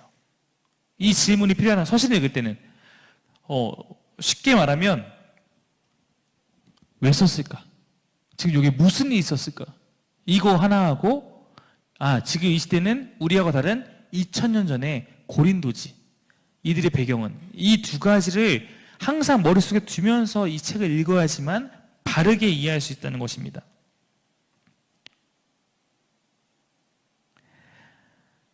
서신서는 독자편의 상황이든 저자편의 상황이든 어떤 특정한 상황이나 환경 속에서 그것을 근거로 쓰게 됐습니다. 신약의 서신은 대부분 독자들의 상황에서, 독자들에게 어떤 일이 있었기 때문에 서신을 보내게 됐기 때문에 독자 상황에 쓰였고, 보통 그 상황이란 시정해 주어야 할 어떤 행위가 있었든지 교리적인 실수가 있었든지 좀 더 깊은 가르침을 유할 만큼 잘못된 인식을 갖고 있을 때 서신을 쓰게 된 것을 우리는 알 수 있습니다. 또 한 가지, 서신서는 신학적인 논리 전개를 주 목적으로 기록한 신학적인 논술이 아니라는 거예요. 여러분, 우리는 한 번도 바울이 내가 생각하는 신학은 이런 거야 라고 바울의 강의를 들어본 적이 없어요. 그러면 우리는 바울이 생각하는 정확한 바울이 갖고 있는 기독교 신학이 무엇인지를 어느 누구도 우리는 그것을 강의로 들은 사람이 없고, 바울이 쓴 편지에 나타나는 것들을 모아서 이런 것이었겠구나 라고 정리한 것입니다. 모든 편지는 신학적인 것을 어떻게 보면 정리한 것이 아니라 아까 이제 사건에 근거한 그런 것이란, 당면한 과제를 해결하기 위한 것이란 것을 기억하셔야 합니다. 4페이지로 가볼게요. 그래서 이게 간극입니다. 많은 사람들은 기독교 신학을 정립하려고 서신서를 읽어요. 바울의 신학은 뭐야? 예정론은 뭐야? 구원론은 뭐야? 근데 서신서는 우리한테 그걸 말해주려 목적으로 쓰지 않았어요. 이거를 이해할 필요가 있다는 겁니다. 그래서 우리가 하나님의 주권과 인간의 책임이라고 제가 그때 설명했던 그런 약간 다른 관점을 갖고 봤을 때 이게 어디선 이게 나오고 어디선 이게 나오는 것은 사건과 상황이 다르니까 자꾸 거기에 맞는 이야기를 하기 때문에 그런 식으로 다양한 관점들이 나올 수 있는 것입니다. 만약에 이것을 바울이 강의하듯이 했으면 하나님의 주권은 여기서부터 여기까지, 인간의 책임은 여기서 여기까지 이런 식으로 했겠지만 여기서는 이런 부분, 저기선 저런 부분 나오는 것은 당연한 그런 어떻게 보면 상황이라는 것입니다. 서신서의 목적은 기독교 신학을 진술하는 것이 아니었습니다. 두 번째, 역사적 문맥을 보면 서신서를 대할 때 아까 얘기했듯이 가장 먼저 상황에 대한 것을 항상 질문하면서 볼 필요가 있다는 것입니다. 첫째, 성경 사전이나 주석의 서러운 부분에서 고린도라는 도시와 그 주민들에 대한 사항을 찾아내면 좋습니다. 여러분, 요즘에 우리가 자꾸 컴팩트한 성경을 갖고 다니니까 점점 그 소개하는 것이 없어지죠. 옛날에는 막 성경 앞에 보면 한 장 정도는 항상 고린도시는 어떤 곳이고 바울은 어떤 사람이 이런 게 있었는데 점점 우리 막 얇은 걸 갖고 다니니까 점점 없지만 조금 그냥 포켓용 성경도 이런 보시지만 이런 걸 핸드폰으로 대신할 수 있으니까 집에서 내가 좀 그래도 오늘 묵상할 때 참고 자료를 보려면 관주 성경이나 해석 성경 같은 거 약간 설명이 나와 있는 것들을 사실 보면서 하면 도움이 됩니다. 왜냐면 거기 보면 그래도 한번 이 말씀 보기 전에 고린도라는 곳 상황이 이런 것이구나를 한번 이해하고 들어가는 것과 그냥 바로 들어가는 것은 다를 수 있기 때문에 그렇게 말씀을 드리는 거예요. 네. 두 번째, 여러분 특별히 중요한데요. 두 번째 부분 한번 같이 읽을까요? 시작. 특별히 시작. 특별히 연구를 위해서는 네, 무슨 얘기냐면 우리는 이제 묵상을 할 때는 보통 한 패러그래프 단락씩 하잖아요. 뭐 어쩔 수 없죠. 근데 내가 고린도서가 뭔지 아니면 뭐 데살로니가 전서가 뭘 말하는지 에베소서가 뭘 말하는지 하려면 사실은 처음부터 끝까지 한 번에 읽는 게 굉장히 유익합니다. 네, 그래서 구약은 굉장히 길잖아요. 근데 성경을 좀 가르치는 그런 훈련 과정에 들어가면 보통 구약을 창세기 1장부터 50장까지를 한 자리에서 읽게 해요. 네, 그래야지 그 전체적인 것을 이해하는데 좀 더 용이할 수 있기 때문에 그렇습니다. 우리는 아직 좀 어려울 수 있지만 뭐 에베소서 이런 건 6장밖에 안 되고 이러니까 빌립보서 4장밖에 안 되니까 이런 것들은 가능하면 한 번에 쭉 읽는 것이 더 도움이 될 수 있습니다. 이렇게 읽을 때는 각 단어와 문장의 의미를 막 파악하려 할 필요가 없고 이 서신이 전체적으로 뭘 말하는구나 파악하기 위한 거니까 정신 차리고 눈을 똑바로 뜨고서 읽으면 됩니다. 이거는 이 교수들의 이야기입니다. 네, 문학적인 것들 그 다음 단계에서 우리가 역사적인 걸 생각했다면 문학적인 것은 이제 요점이 무엇인가를 계속 질문하면서 보는 거예요. 우리가 여러분 성경을 읽을 때 자꾸 딴 생각이 잘 들어오잖아요. 그렇지 않습니까? 성경을 읽다가 어느 순간 눈은 성경을 읽고 있는데 그렇죠? 나는 전혀 다른 생각하고 있어요. 눈은 여기서 여기까지 다 읽었어. 근데 앞에 이만큼은 기억이 나는데 그다음부터는 분명히 읽었는데 기억이 나지 않아요. 네. 그래서 이런 경우가 발생하죠. 그래서 사실은 단락마다 정리하면서 가면 훨씬 좋아요.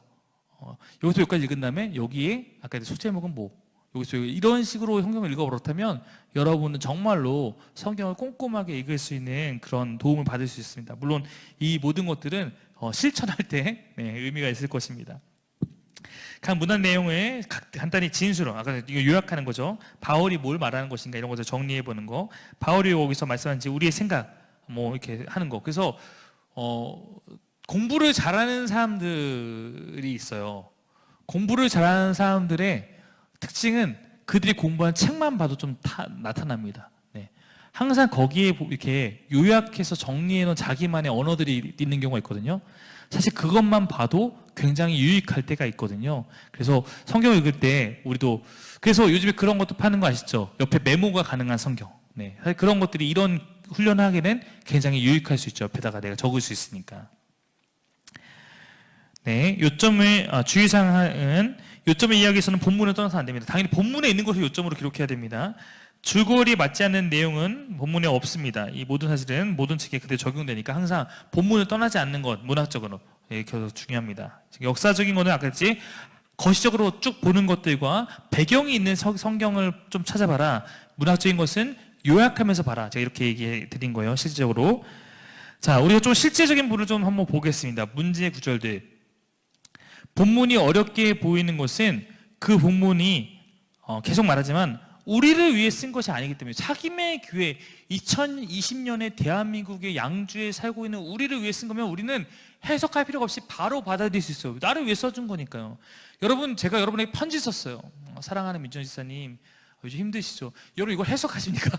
이게 무슨 의미지? 안 하잖아요. 예, 이건 해석할 필요가 없는 거죠. 그러나 아까 해결한 거는 이거는 우리가 대상이 아니기 때문에 1차적으로. 즉, 내가 너희와 함께 있을 때 이 일을 너희에게 말한 것을 기억하지 못하냐라고 바울이 기록하고 있을 때, 혹은 저로 하여금 뭐 막는 것을 지금 너희가 안 하니라 말할 때, 이런 것들을 우리가 알 수 없어요. 바울이 이들에게 뭐라고 말했었는지. 예를 들어서 우리가 고린도 볼 때도 전의 편지에 막 이렇게 해서 그 전의 편지 내용을 우리가 정확하게 알 수 없는 것처럼, 그건 인정해야 돼요. 이건 우리가 모르는 거예요. 여러분이 만약에 목사님 지금 이 말하는 게 뭐예요? 모르죠. 제가 그 시대에 없었으니까. 네, 모르는 겁니다. 우리가 알 수 있는 것을 갖고 우리는 해석을 해야 되고, 어떤 특정한 이런 것에 대해서 이게 이거라고 함부로 말할 수 없는 거죠. 여러분, 대표적인 것도 이런 거 있잖아요. 가늠한 여인이 예수님께 왔을 때 예수님이 땅바닥에 글을 쓰셨습니다. 뭐라고 썼을까요? 정답은 모릅니다예요. 몰라요. 다만 추측해 보는 거죠. 그러나 추측은 추측일 뿐 진리는 아닙니다. 쓰셨다까지는 진리로 받아들이되, 추측은 그 목사의 의견이고, 그 목사의 의견에 나는 이런 부분에 동의까지는 할 수 있겠지만 그 자체가 진리가 될 수는 없는 겁니다. 네. 네. 그러나 세세한 사항에 대해서는 우리가 이런 부분에 대해서 완전히 이해할 수 없을지라도 사실 전체 요점이 무엇인지 말하는 데는 전혀 문제가 되지 않습니다. 또 어떤 정확한 세부사에 대해서 분명하지 않은 것이 있을 때도 우리는 그 본문에 대해서 확실히 말할 수 있는 것이 무엇인지, 그리고 확실하지 않아도 가능한 해석이 무엇인지를 생각하기를 배워야 합니다. 고린도서 15장 29절 말씀 한번 읽을까요? 시작. 만일 죽은 자들이 도무지 다시 살지 못하면 죽은 자들을 위하여 세례받는 자들이 무엇을 하겠느냐? 어찌하여 저희를 위하여 세례를 받느냐? 여기서 확실히 말할 수 있는 것은 무엇인가? 그것은 고린도 교인들의 일부가 죽은 자들을 위한 세례를 받고 있었다까지는 우리가 알고 있어요. 이거는 정확한 거잖아요. 성경도 알 수 있는 정확한 거죠. 그리고 바울이 그것을 책망하지 않았다라는 것도 우리가 성경을 통해서 캐치할 수 있는 거예요. 단순히 그 사실을 언급한 것입니다. 이는 그런 행위 자체를 문제 삼기 위해서 언급한 것이 아니다. 그러므로 그것을 행한 사람이 누군지도 알 수 없고, 누구를 위해 그 일을 행했는지, 무슨 이유로 그렇게 했는지는 우리가 결코 영원히 알 수 없습니다. 이것은 그냥 알 수 없는 것을 인정하고, 우리 다만 이 부분을 할 때 우리가 캐치할 수 있는 것은 바울이 이런 이야기를 했고, 적어도 이 이야기를 했을 때 바울의 뉘앙스는 부정적인 건 아니었다. 이 정도만 이 본문을 통해 알 수 있는 것이라는 사실입니다. 물론 이런 것들에 대해서 이제 학자들은 많은 연구를 하기 때문에 좋은 주석을 참고하면 그래도 조금 더 도움을 받을 수 있는 것이고요. 다만 학자들이라도 모든 문제에 대한 해답을 완벽하게 주지 못한 점을 알아야 됩니다. 아마 요즘 성도님들은 그래도 이런 생각이 상당히 많이 자유로워진 것 같은데, 옛날에는 우리 교회에서 그런 거 있잖아요. 목사님 말씀은 진리, 목사님 말하면 거기에 감히 누가 토를 달아요. 그게 진리지, 이런 말이 있었는데, 저도 목사지만 목사는 철저하게 실수할 수 있습니다. 특히 성경 해석에 있어서. 다만 실수하지 않기 부단히 노력하는 거죠. 그 책임감을 갖고 있는 사람이죠. 그러므로 제가 한 얘기 가운데 의문이 드는 것이 있거든. 바울에게조차 의심을 품었던 베레아 교인처럼 여러분도 더 찾아보셔야 돼요. 네, 그리고 질문해야 됩니다. 목사님 아까 설교 시간에 이런 얘기 하셨는데 제가 이걸 찾아봤을 때는 이런 것으로 이해되는데 맞나요? 혹은 제가 이렇게 좀 궁금한 게 있는데 물어보고, 이런 과정이 우리 안에 필요하고, 그것은 결코 무례한 게 아니라 우리가 하나님의 말씀을 대하는 너무나 올바른 태도입니다. 저는 절대 기분 나빠하지 않습니다. 네, 그러니까 언제든지 제가 한 것에 토를 다셔도 됩니다. 네. 4장 부분을 보면 서신서 해석학적 문제, 해석학적 문제는 과연 이 본문들이 우리에게 무슨 의미가 있는가 하는 문제인데, 이것은 사실 더 어렵습니다. 왜냐하면 아까 서기적인 문제는 어느 정도 의견 일치돼요. 그래서 서기는 채점이 가능합니다. 그래서 성경 해석학이라는 수업이 있어요. 그럼 이 본문이 무엇을 말하는가? 얘는 이 답을 적고 얘는 이 답을 적으면 그래, 여기까지는 맞는 답, 여기 틀린 답이라고 채점이 가능해요. 제가 조교를 4년 동안 했었거든요. 시험 채점이 가능해요. 네, 서기는 이게 됩니다. 근데 해석은 좀 다른 문제가 있을 수 있다는 거예요. 해석은 조금 더 폭을 우리 열어둬야 될 필요가 있다는 얘기를 하고 있는 거예요. 최소한 본문의 의미를 결정짓는 요인들이 무엇인가에 대해서는 대다수가 의견의 일치를 보고 있지만 해석학의 경우 누구나 인정할 수 있는 결정 요인들이 존재하지는 않을 수 있습니다. 그리고 사실상 모든 사람은 다 스스로가 해석을 하고 있습니다. 성경을 하나님의 말씀 받아들이는 그리스도인들 사이에서 제기되는 주요 논제는 문화적 상대성의 문제와 관련된 것으로 어떤 것이 문화적인 문제여서 1세기 사람들에게만 해당되고 어떤 것이 문화를 초월하는 문제여서 시대를 넘어서 온 인류에 해당하는 것인가 하는 것이 해석에서 굉장히 중요한 문제가 되는 경우가 많이 있습니다. 특별히 서신서에서는 그렇죠. 이 문제에 대해서 상당한 주의를 기울일 필요가 있습니다. 무슨 얘기냐면 뒤에도 나오겠지만 성경에 보면 이런 얘기가 있죠. 여자는 교회에서 잠잠하라. 그럼 이거는 1세기에만 해당하는 문제였나? 1세기에서도 그 공동체만 해당하는 문제였나? 전체에게 해당하는 문제였나? 아니면 지금 오늘날 우리에게까지 해당하는 문제인가? 이런 선을 정하는 문제들이 굉장히 복잡하고 중요할 수 있는 거죠. 왜냐면 이거는 서기를 통해서 발견된 것을 이것이 지금 나에게 맞는가를 해석하고 그래야지 내 삶을 그렇게 살 것인가 적용의 문제로 나아갈 수 있기 때문에 그런 것입니다. 그렇지만 해석하게도 상식이 있어요. 서기를 이렇게 해놓고 갑자기 전혀 다른 해석할 수 없는 거기 때문에 서기의 통제 항상 받아야 되고 그리고 나름의 우리가 이해할 수 있는 보편적인 해석의 상식이 있습니다. 이것이 해석학인 거죠. 우리 상식을 본문에 접목시켜서 그것을 할 수 있는 대로 우리의 상향에 적용을 시키는 것이 해석학입니다. 그러므로 적용할 수 없을 때 보이는 것은 그저 1세기의 문제로 간주할 수도 있습니다. 자, 우리가 예를 보면 디모데후서를 우리가 읽을 때 4장 13절에 보면 이런 말씀이 있어요. 네가 올 때 내가 드로아 가보의 집에 둔 겉옷을 가지고 오고 또 책은 특별히 가죽 중에 쓴 것을 가져오라. 우리가 이 말씀을 읽으면서 갑자기 내가 지금 드로아 가보의 집에 가야겠다라고 하는 사람 없잖아요. 내가 이 말씀을 적용해야겠다 이런 사람은 없죠. 이거는 그냥 우리는 다 옛날에 그 시대에 그냥 문제구나 하고 넘어가는 것이죠. 지금 우리가 그것을 막 성령의 부르심을 느껴서 그 명령을 시켜서 내가 지금 드로아를 가야 돼. 나는 지금 주님이 날 드로아로 부르셨어라고 하는 사람은 없을 것입니다. 그런 사람 있으면 말려야 돼요. 네. 근데 여러분 그럼에도 대부분의 그리스도인이 자신이 환난에 처했을 때 같은 디모데후서에 있는 네가 그리스도 예수의 좋은 무사로 나와 함께 고난을 받을지니라는 말씀은 성령이 지금 나에게 하시는 음성으로 듣습니다. 네, 이런 차이가 있는 거예요. 어떤 것은 1세기의 것으로 두고 어떤 것은 1세기의 것이 아니라 지금 나에게 하는 말씀으로 듣는 이것이 해석의 문제인 거예요. 네. 난제는 위의 두 본문의 중간에 해당하는 거 어떤 건 정확하게 우리에게도 해당하는 것 같은데 이게 그 시대만의 것인지 지금 우리에게도 적용되는 이런 것인지 어려운 것이죠.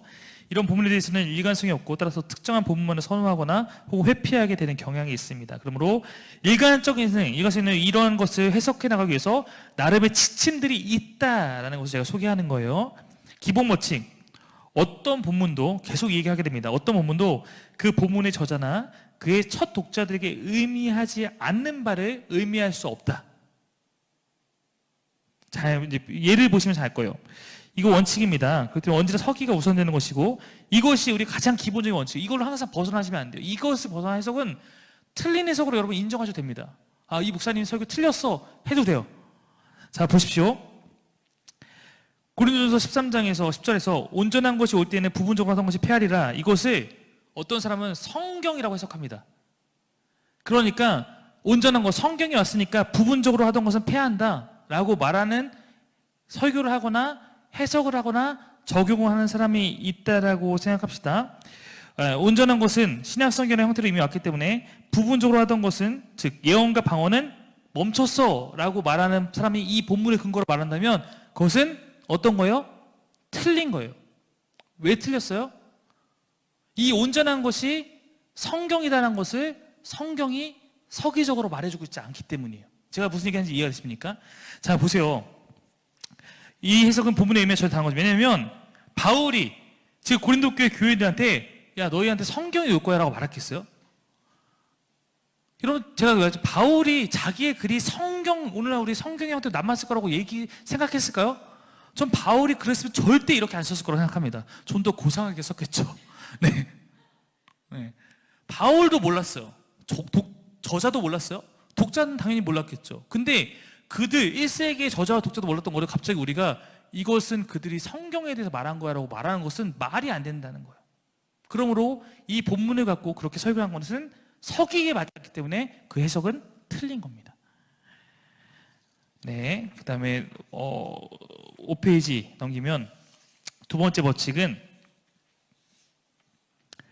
우리의 처지, 즉 우리의 삶의 정황. 여러분, 삶의 정황, 삶의 자리라는 표현에 이제 성경을 공부하는 시간에 많이 듣는데 성경은 독일에서 굉장히 많이 성경 해석을 발전시켰거든요. 그래서 독일어로 츠찐레벤이라고 해서 삶의 자리, 내 삶의 자리, 나의 지금 삶의 정황으로 해서 이것을 어떻게 받아들일까라는 것을 이제 성경 해석에서 굉장히 많이 쓰게 될 겁니다. 정황. 그래서 나의 삶의 정황이 있고 그들의 삶의 정황이 있는 거예요, 지금. 그렇죠? 1세기 독자들과 저자의 삶의 정황, 나의 지금 삶의 정황이 또 있는 거죠. 자, 이제 이것을 1세기 정황과 유사할 때는 언제나 우리를 향한 하나님의 말씀이 1세기의 성도에 대한 하나님의 말씀과 동일하다. 무슨 얘기냐면 내 삶의 정황이 내가 지금 그리스도를 그냥 예배하는 자로서의 삶의 정황이 있고 그들도 예배하는 자로서 삶의 정황이 동일한데 그들이나 나나 지금 삶의 자리가 동일해요. 그들이나 나나 불신자 때문에 같이 고난받는 상황이 동일해요. 그러면 그들에게 주신 말씀이 곧 우리에게 주신 말씀이 된다는 거예요. 왜냐면 삶의 정황이 같기 때문에. 이해되시나요? 이거는 네, 그들과 우리의 간격이 없는 경우에는 바로 가져올 수 있죠. 이것이 가능하다는 겁니다. 모든 사람이 죄를 범하였다. 이거는 그때나 우리나 동일한 정황이 있습니다. 그렇죠? 은혜로 말미암아 믿음을 구원받는 건 그때는 은혜로 받고 지금은 은혜가 아닌 걸로 받고 있는 게 아니라 이런 것은 그때나 은혜나 지금은 동일하기 때문에 우리가 지금 그대로 받아들이는 불변함 없는 진리입니다. 근데 문제는 유사성이 없는 문제예요. 우리에겐 차별할 수 없는 1세기의 문제들, 반대로 또 우리에게 있지만 그때 없는 문제들, 이런 것들이 이제 우리 가운데 해석이 필요한 겁니다. 특별히 첫째 보면 특별히 조심스럽게 서기를 함으로써 1세기 그리스도인들에게 주신 하나님의 말씀이 과연 무엇인가를 들어야만 하고, 그렇게 되면 되게 그들에게 주셨던 그 말씀이 갖고 있는 원리를 도출하게 되는데 그 원리는 역사적 특수성을 초월하게 될 것이다. 이게 무슨 얘기냐면 어떤 이야기를 하면서 그 안에 원리가 담겨있는 경우가 있을 거예요. 제가 최근에 했던 것 중에서는 바울이 연약한 자들을 위해서 자기의 마땅히 할 수 있는 것들을 포기하는 권리 포기의 문제를 다룬 게 있었다면, 그 문제는 지금 우리는 우상에게 맞춰진 재물을 먹는 문제를 갖고 고민할 필요가 없는 삶의 자리가 다르지만 그 안에 하나의 원리를 찾았어요. 그렇죠? 그럼 그 원리는 지금 나의 원리로 가서 적용이 가능한 거죠. 삶의 자리는 달라졌지만, 그래서 이 문제를 그대로 가져오셨지만 그곳에서 발생한 어떤 해석학과 서기적 원리가 있다면 그 성경 원리는 지금 우리에게도 가져올 수 있는 이런 문제가 된 거죠. 그런 것들. 둘째, 그 원리는 아직 어떤 상황이라도 아무렇게나 내킨 대로 마구 적용할 수 있을 만큼 무시간적인 것이 되지는 못했다는 사실을 인식해야 됩니다. 그래서 유사한 상황에 아무 상황이나 다 적용이 아니라 그 원리가 정말로 동일하게 적용되는 상황에 맞게 적용을 할 필요가 있다는 거죠. 예를 들어서 율법이라는 것을 할 때, 여러분, 율법은 우리하고 관련이 있습니까? 없습니까? 율법이 우리와 관련이 있을까요? 없을까요? 네, 어려운 질문일 수 있죠. 네. 어떤 의미는 있고 어떤 의미는 없다고 아마 생각하실 거예요. 우리가 율법을 지켜야 되냐? 율법을 다 지킬 필요 없습니다. 네, 그죠?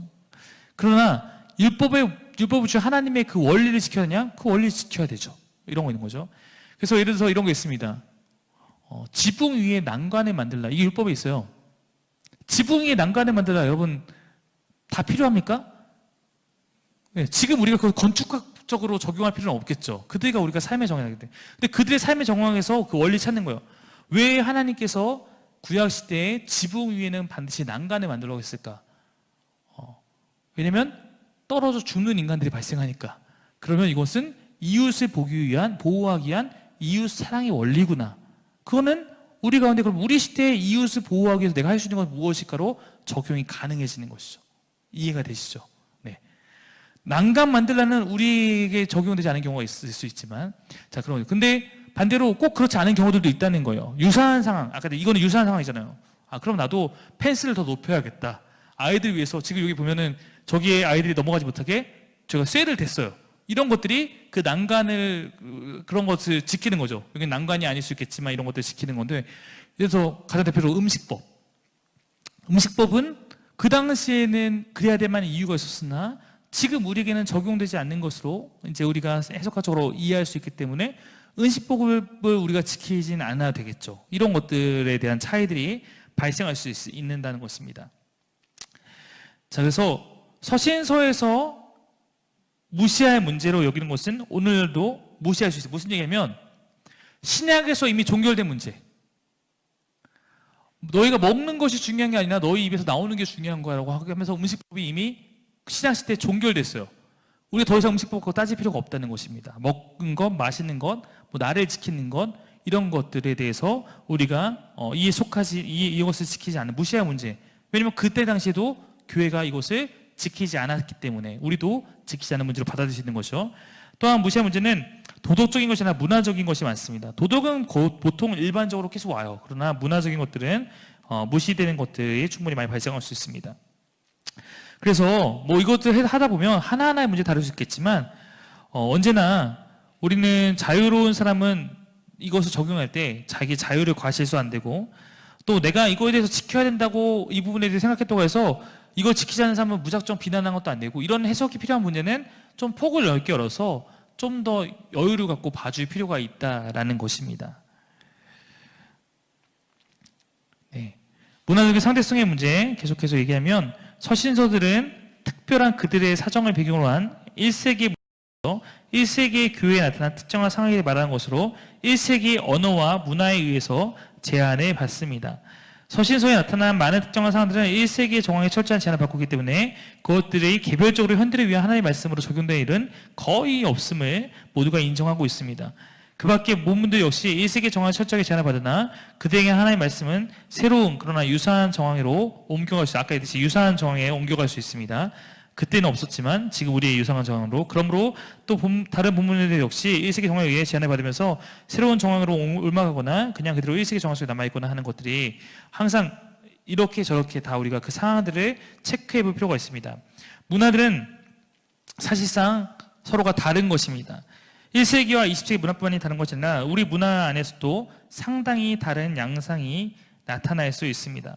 그러므로 문화적 상대성을 배격하는 것보다는 어느 정도 그 점을 인정하는 것이 정당한 해석학적 과정이며 사건을 배경으로 하는 서신서의 성격을 보아서도 불가피한 사실이라고 생각됩니다. 이 문화적 차이로 제가 가장 먼저 쉽게 떠오르는 건 뭐 이런 거죠. 제가 예로 이것도 들었던 것 같은데, 일단 한국에서는 보편적으로 기독교는 술을 마시지 않는 것으로 다 이해하는 문화권에 있습니다. 그렇기 때문에 우리가 더 행동을 조심하게 되는 거죠. 근데 독일이나 몇몇 나라에서는 청소년들에게도 맥주가 허용되는 경우가 있기 때문에 그들의 술에 대한 문화는 다를 수 있어요. 그래서 DTS라는 훈련을 제가 받았을 때 당연히 그건 엄격하기 때문에 술은 엄두도 못 내지만 독일에서 열리는 DTS는 맥주는 2병까지만 마신다, 이런 게 있어요. 그러니까 아예 어떤 영향을 받지 않을 정도까지는 음료로 마시는 거는 그 문화권에서는 가능하다라고 보는 그런 문화 차이가 있는데, 우리가 나는 한국 사람의 문화를 갖고 독일에 가서 독일인들이 맥주를 마신다고 당신도 어떻게 그렇게 살 수 있냐 할 수는 없다는 거죠. 이해가 되시죠? 네. 그런 문화의 차이들을 우리는 이 시대 안에도 발견하게 됩니다. 문화적 상대성을 배격하는 것보다는 어느 정도 그 점에 인정하는 것이 정당한 해석적 과정이며 사건을 배경으로 하는 서신서의 성격을 보아서는 불가피한 사실이라고 생각됩니다. 그러나 동시에 해석학기 정당한 것이 되기 위해서는 인정할 만한 지침 이내에서 활동해야 된다. 문화라고 해서 무조건 그 시대의 문화는 이렇게 다 아니라 항상 정도를 살피면서 인정할 만한 지침이 필요하다라는 것이죠. 그러므로 문화적으로 상대적인 상황과 본래 정황을 초월할 모든 시대의 그리스도인들에게 다 적용될 수 있는 상황을 구별하는 지침은 이런 것을 우리가 지침으로 제시할 수 있습니다. 먼저 성경의 중심이 되는 핵심적인 메시지와 종속적인 것을 구분해야 됩니다. 즉 성경에 우리가 흔히 말하는 본질, 인류의 타락성, 그리스도의 죽음이나 부활을 통한 하나님의 은혜로운 활동, 구원, 그리스도의 재림을 통한 구속학적 완성, 이런 것들은 문화를 초월해서 이 성경의 진리는 언제 어디서나 보편적인 진리가 될 수 있어야 된다는 거예요. 이것은 문화에 의해서 너네 문화는 이런 문화니까 너네 문화는 예수를 안 믿고 예를 들어서 다른 걸 믿어도 구원을 받고 우리네 문화에서는 예수 믿어 이런 건 아니란 거죠. 이런 진리는 문화를 초월한 거예요. 너넨 다신론 국가라고 해서 그럼 넌 예수도 믿고 다른 것도 믿어도 너는 구원받아. 너넨 다신론 국가니까 이게 안 된다는 얘기입니다. 네, 이런 것들은. 두 번째, 신약성경 자체가 본래도 도덕적인 것으로 보이는 사항과 그렇지 않은 사항을 구별해야 합니다. 본래적으로 도덕적인 사항들은 절대적이며 모든 문화에 해당됩니다. 그러나 본래적으로 도덕적이지 않은 사항들은 문화적인 표현에 속하며 문화에 따라서 변화될 수 있습니다. 예를 들어서 죄에 대한 바울의 목록에는 결코 문화적인 사항이 포함되어 있지 않습니다. 그러나 발 씻는 문제, 거룩한 입 맞추는 거, 낫는 거, 시장터의 우상제물을 먹는 일, 여자가 기도나 예언할 때 머리에 쓰는 일, 바울이 개인적으로 독신을 선호한 사실, 또 여자가 교회에서 가르치는 일 등은 본래적으로 도덕적인 문제는 아닙니다. 이 문제들은 다만 그 특정한 정황 가운데서 행하거나 악용되어서 도덕적인 문제로 등장하게 된 것이기 때문에 이러한 문제들을 대할 때는 예를 들어 이런 거죠. 야, 바울이 독신으로 살라고 했어. 오늘부터 다 독신으로 살아. 이럴 수 없다는 거죠. 이거는 특수한 상황. 바울이 여러분 왜 독신으로 살라고 하는지 아세요? 가장 큰 정황. 뭘 것 같아요? 바울이 결혼을 실패해서? 네. 가장 큰 정황 뭔지 알아요? 바울은 예수님이 곧바로 오실 줄 알았어요. 재림이 얼마 안 앞두는데 재림을 앞두고 지금 막 결혼하고 연애하고 이런 데 하니까 오직 주님을 섬기는 데 힘써. 이 입장이었던 거예요. 네.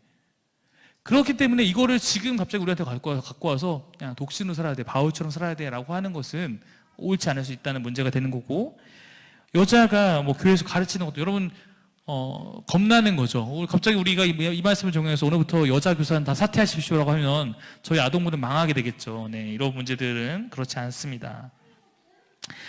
신약성경 자체가 시종 일관성 있는 증거를 하는 사항과 좀 다르게 증거하는 사항은 특별히 주목해야 합니다. 신약성경이 통일된 증거를 보여주는 문제들은 그리스도인이 윤리적으로 처신으로서 사랑하는 것, 보복하지 않는 개인윤리, 싸움, 증오, 모든 종류의 성적 부도덕 이런 것들은 항상 시종일관 이것을 지켜라라고 말을 하고 있는데 그러나 어떤 문제에 있어서는 일관성이 없어요. 성경 안에서도. 자, 예를 들어 이런 거죠. 교회에서 여자의 사역은 어떤 데서는 약간 금지식이 되지만 어떤 데서는 굉장히 활발하게 나타나기도 합니다. 이런 것들. 로마에 대한 정치적인 평가, 어디에서는 너희는 모든 권위에 복종하라고 하지만 어떤 데서는 너는 그런 믿음으로 갖고 굴복하지 말라고 얘기하는 분들 이런 분들이 생길 수도 있고 우상에게 바쳐진 재물을 먹는 문제도 여기 다르고 저기 다르 이런 문제들 같은 경우는 우리가 조금 더 고민해 볼 필요가 있는 문제라는 것입니다. 일관성 있는 문제들은 조금 더 우리가 그 일관성 안에서 우리도 원리를 찾아갈 의미가 있다는 것이죠. 네 번째, 신약성경 내에서 원리와 특정적인 적용 내용을 서로 분간하는 문제도 중요합니다. 신약 기자에게 어떤 절대적인 원리로서 어떤 상대적인 적용 내용을 뒷받침하며 그러면서 또 그 적용 내용을 절대화시키지 않는 경우가 있을 수 있습니다. 무슨 얘기냐면 원리와 적용은 다르다는 거예요. 아까 했지 우리가 어떤 원리 도출했어요. 근데 이것을 원리까지는 완전하지만 적용은 당시에만 해당하는 것일 수도 있기 때문에 적용과 원리는 구분할 필요가 있다는 것입니다. 절대화시키지 않고 있는 경우가 많다는 거예요. 할 수 있는 대로 성경 기자들이 선택한 문화적 상황을 신중하게 파악하는 것도 중요한 일입니다.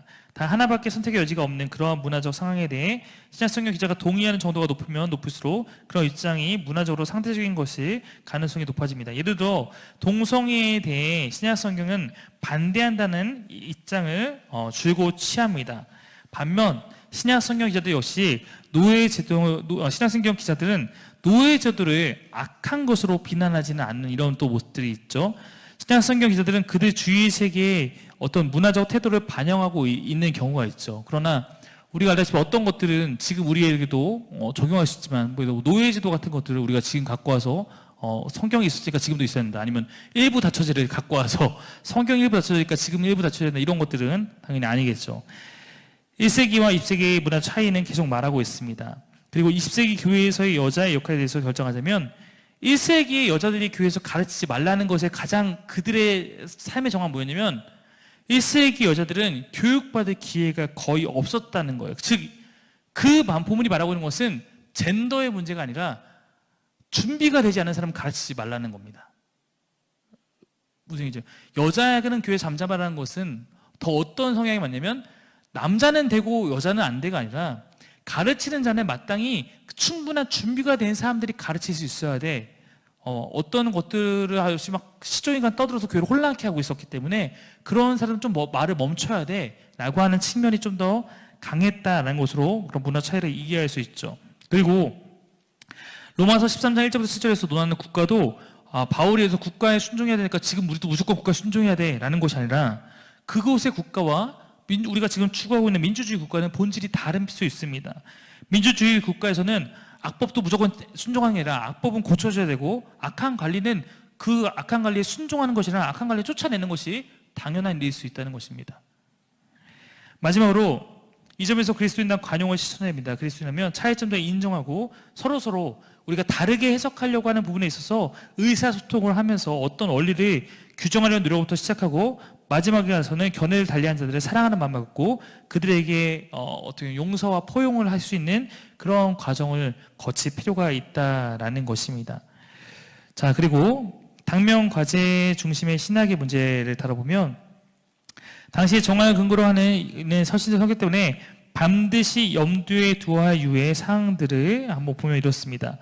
서신서가 당시의 정황을 근거로 하기 때문에 때로는 우리의 신학적 이해에 몇 가지 제약이 생기더라도 그것으로 만족해야 되는 경우도 있습니다. 아까 얘기했듯이 서신서의 정황을 우리가 정확하게 이해하지 못하는 부분은 분명히 존재하고 그래서 우리가 그것을 실질적으로 어떻게 해석해야 될지 모르는 부분이 생긴다 할지라도 어떤 부분에 있어서는 그 이상의 설명이 없으면 가지 말아야 돼요.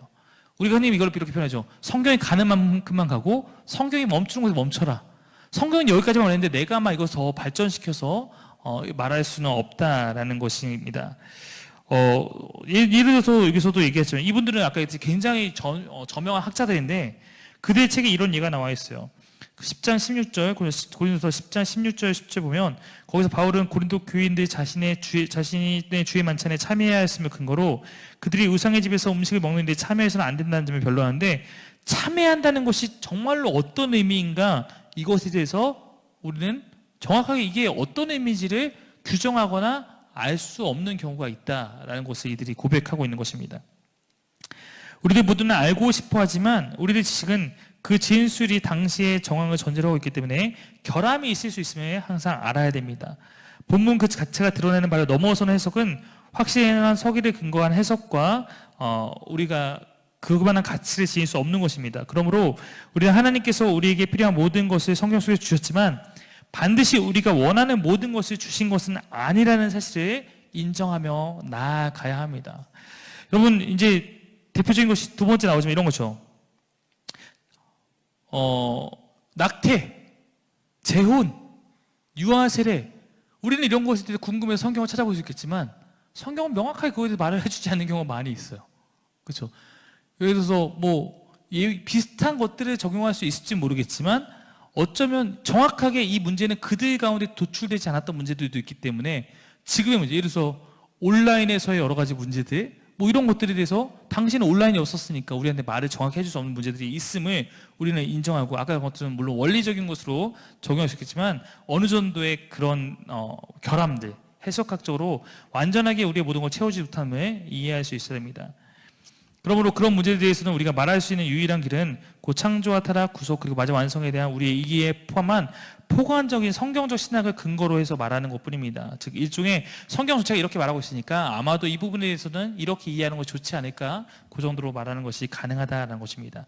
제가 지금까지 이 요약한 부분이 이 성경을 어떻게 읽을 것인가라는 책이 총 13장의 챕터로 나와 있는데 그 중에 1에서 4장의 챕터를 한 것이고 5장부터는 아까 얘기했듯이 복음서를 어떻게 이해할 것인가, 시편을 어떻게 이해할 것인가 이런 내용도 나오는데 혹시 관심 있는 분들은 한번 찾아서 충분히 읽어보기 좋은 책이니까 읽어보시기 바라고 혹시 제가 나중에 또 기회가 되면은 이 부분을 또 그 뒷부분을 한번 더 다룰 수 있는 기회가 있으면 한번 다뤄보겠습니다. 마지막으로 뒤에 있는 부분은 마지막이고 이거는 아직 그 위에 성경을 어떻게 읽을 것인가에 대해서 포인트를 정리하는데 포인트를 읽어보면 이 책의 후렴구와 같이 등장하는 이야기 계속해서 이 책이 후렴구처럼 계속 이야기하는 이야기는 성경이 오늘날 나에게 무엇을 말씀하시는가를 알기 위해서는 먼저 당대의 의미를 먼저 알고자 해라. 그러므로 성경 읽게 말씀하신 사람들은 모두 과거를 이해하고 의미를 찾아 현재 나에게 적용하는 과정이 필수적이다. 이게 이 책이 가장 강조하는 거예요. 네. 밑에 있는 그림은 에스라에 계셨던 계시 지금도 계시는 이진석 교수님이 만드신 도표인데요. 성경 해석학이란 것이 무엇인지 설명해 놓은 거예요. 아까 성경 본문이란 것은 이 안에 뭐 문맥과 본문의 상황이 있고 이것을 서기에 나갑니다. 서기에 나갈 때는 반드시 역사적 의미 안에서 이것을 서기, 만약에 이것이 무엇인가, 뭘 말하는가, 이거를 서기한 다음에 이것을 해석합니다. 이것이 어떤 의미로 온전한 의미인가, 그리고 이것을 현실 뜻으로 적용하는 과정을 거치고 현실적으로 적용했다면 이제 이것을 나의 현재 삶과 상황에 실천해 나가는 것, 이것이 올바른 그리스도인이 성경을 통해 살아가는 그런 방식이라는 겁니다. 가운데 성령님이 있는 건 이 모든 과정을 성령님께서 함께 하실 때 가능하다는 거예요. 우리는 우리의 지혜로 우리가 어떻게 하나님의 진리를 정확하게 알 수 있겠습니까? 다만 하나님께 우리가 서기할 때도 하나님 이 뜻을 제가 알기 원합니다 마음으로 갈 때 성령님께서 우리에게 알게 해주시는 거죠. 해석의 문제도 마찬가지고 적용의 문제도 마찬가지고 그 적용을 실천하는 문제도 더 할 나위 없이 마찬가지일 겁니다. 이것이 성경에 대해서 우리가 갖는 그러한 태도입니다. 밑에는 우리가 묵상을 이제 기본적으로 하니까 묵상에 대한 부분 마지막으로 다루려고 합니다. 흔히 묵상, quiet time meditation, 경건의 시간이라고 불리는 QT는 한국교회 성도들에게 매우 강조되는 훈련이고 저희 사김의 교회 동안 강조하고 있는 훈련입니다. 올바른 묵상을 방해하는 묵상자의 잘못된 마음가짐이 있을 수 있기 때문에 오늘 그것들을 좀 정리해봤습니다. 첫 번째는 성경적으로 우리가 묵상을 할 때 우리가 조심해야 될 것, 집착입니다. 그리스도인은 자신의 꿈이나 욕구 실현에 완전히 마음이 뺏긴 채 그 상태 그대로 묵상에 임하는 경우가 있습니다. 그리하여 만일 본문 가운데 자기가 바라고 목말라던 내용이 나오면 그것을 막 스펀지처럼 빨아들이는 거죠. 지금 내가 예를 들어 너무 궁핍해요. 그러면 주님이 뭔가 우리 채우시겠다는 말씀을 막 보자마자 아무 생각도 없이 그냥 주님 그렇습니다 막 스펀지 빨아들이게 되는 경향이 있죠. 이런 것을 사실은 조심해야 돼요. 이거는 서기도 없고 해석도 없는 거예요. 그렇죠? 네. 그런 부분들. 또한 직접 연관성이 없는 구절도 그 본문을 자신에게 유리한 방향으로 해석하여 감동을 받는 경우가 있습니다. 네. 막 내가 지금 내가 노총각이에요. 막 사랑하는 사람 만나고 싶은데 막 야곱이 라헬을 사랑하였다라는 구절을 보면서 막 거기에 막 도취가 돼갖고 이거 안에서 나도 주님이 그렇게 하겠지 이러면서 집착해버리는 이런 것들도 올바른 해석이 아닐 수도 있습니다. 이러한 태도는 사실은 기복적인 신앙으로 이어지기 쉽습니다. 왜냐하면 묵상할 때 자꾸 나에게 그런 감동을 주는 구절에 꽂히는 거예요. 묵상 부분이 주어지면 우리는 이 묵상 부분이 주어지면 이제 여러분 뭐 해야 됩니까? 서기하고 이 본문이 이 당시 사람에게 어떤 의미였는지 먼저 찾고 그것을 해석하고 그 다음에 이 본문이 나에게 무엇을 말하는지 이런 과정을 거쳐야 되는데 그런 거 없이 무조건 기복적으로 그 본문을 읽으면서 전혀 그런 생각 없이 자꾸 내가 마음이 가는 구절에 집착하게 되는 거, 이것이 우리의 묵상을 망치는 가장 큰 편폐고, 이게 단순히 묵상을 망치면 크게 의미가 없는데 이것이 계속되면 기복주의적인 신앙이 됩니다. 그래서 우리는 지금 안 하고 있죠. 일부러 송구영 신님 때 말씀 뽑기를 일부러 안 하고 있는데, 말씀 뽑기 때 희비가 갈리지 않습니까? 지금 나에게 딱 마음에 드는 말씀이 딱 주어지면 옛날에 무슨 것처럼 이거는 뭐 안 팔아, 이 꿈을 팔고 그런 것처럼 이 말씀은 내 거야 안 팔아라고 하면서 마치 그 말씀이 나의 사실 이런 것들이 어떻게 보면 지금 이런 집착과 기복과 유사할 수 있습니다. 그 심령이 처음부터 자신이 꿈꾸는 것, 그 한마디로 자신의 이 꿈을 충족시켜줄, 자신의 이 갈망을 해결해줄 말씀을 누군가 해주길 바라는데 그것을 묵상을 통해서 하고자 하는 거죠. 네, 그러면 안 되죠. 네, 두 번째는 합리화입니다. 합리화. 자신에게서 발견한 어떠한 부정적인 특징이나 행동의 비윤리성을 교묘히 희석시키고 그 책임에서 발뺌하는 경향입니다. 즉 성경을 읽으면서 오히려 거룩함을 추구하는 게 아니라 자기 합리화에 빠지는 경우가 있다는 거예요. 어떤 거냐면 묵상을 통해서 자신의 죄를 깨닫고 회개하며 고쳐야 되는데 오히려 역행하는 경우입니다. 대표적으로 요나형이 있죠. 요나의 불순종과 거역을 합리화하는 거예요. 요나가 이렇게 거역했지만 그 거역함 속에서도 하나님께 역사하셨던 것처럼 내가 비록 거역할지라도 주님이 역사하시겠지라고 나의 거역을 합리화한다거나, 나는 아무리 거역해도 상관없어. 어차피 주님이 하시는 거야. 이런 식으로 반응하는 것도 요나형이죠. 두 번째는 야곱형. 장자권을 취할 때 그의 모습에 감동을 받아서 비윤리적이어도 우리의 갈망함을 갖고 하는 건 다 괜찮은 거야. 목적 지향적인 어떤 그런 태도를 합리화한다거나. 세 번째, 바바형. 바바형은 뭐냐면 바나바와 바울의 대립을 그래, 바나바와 바울도 싸웠지. 오늘 내가 24년과 싸운 것은 당연한 거야. 이런 것으로 합리화하는 것은 정말 우리가 성경을 볼 때 조심해야 되는 부분이다라는 것들을 말씀드립니다. 세 번째, 동일시. 자신이 부러워하고 있는 자신에게 없는 특질이나 장점을 발휘하는 인물에 대해서 강한 애착감과 유대감을 형성하는 것입니다. 그로 인해서 늘 성경 영웅들과 자신을 동일시해요. 그래서 자신이 아브라함과 롯에 얘기해서 나는 무조건 아브라함의 편이 되어서 롯을 평가하는 눈으로서 성경을 바라보고, 골리앗과 사울을 무조건 미워하죠. 난 다윗의 편. 이러한 심리적 편가르기로 인해서 우리 안에서 알게 모르게 영역을 구분해버리거나, 여기는 좋은 사람, 저기는 나쁜 사람, 이 교회는 좋은 교회, 저 교회 나쁜 교회, 그 다음에 윤리적인 판단으로 아까 뭐 좋은 거 나쁜 거 이런 거 집착하면서 때로 객관성을 잃게 되는 경우도 있습니다. 왜냐면 성경에 있는 영웅들도 한낱 인간이잖아요. 그들은 완전한 사람이 아니라 그들 안에서도 우리가 따라가지 말아야 될 것이 있고 배워야 될 부분이 있는 건데, 무조건 이 사람은 하나님 인정하는 사람이니까 다 이 사람이 하는 건 옳은 것이라고 하는 것은 잘못된 거죠. 우리는 때로는 다윗도 대적해야 합니다. 그리고 악인의 생각에도 때로는 일리가 있음을 우리는 인식해야 할 때도 있습니다. 오히려 적군이 또 오히려 올바른 얘기를 할 때도 있는 거고, 그런 것들도 열어놔야 됩니다. 우리는 성경이 볼 때 너무나 이런 편가르기에 빠져서 안 되는 거예요. 한 인물의 생각 가운데서도 칭찬받은 일과 사단적 요소가 동시에 있을 수 있음을 기억해서 함부로 너무 동일시하는 것은 좋지 않습니다. 그럼 끝으로 표준적 적용 질문은 이 성경을 어떻게 적용할 것인가 책에 나와 있는, 묵상을 할 때 이런 질문을 던지면서 묵상하면 도움이 될 것입니다 라고 했던 그런 질문입니다. 첫 번째, 묵상할 때 내가 지켜야 할 명령이 무엇인지를 적는 거예요. 내가 지켜야 할 명령은 이 부분에서 무엇이 있을까?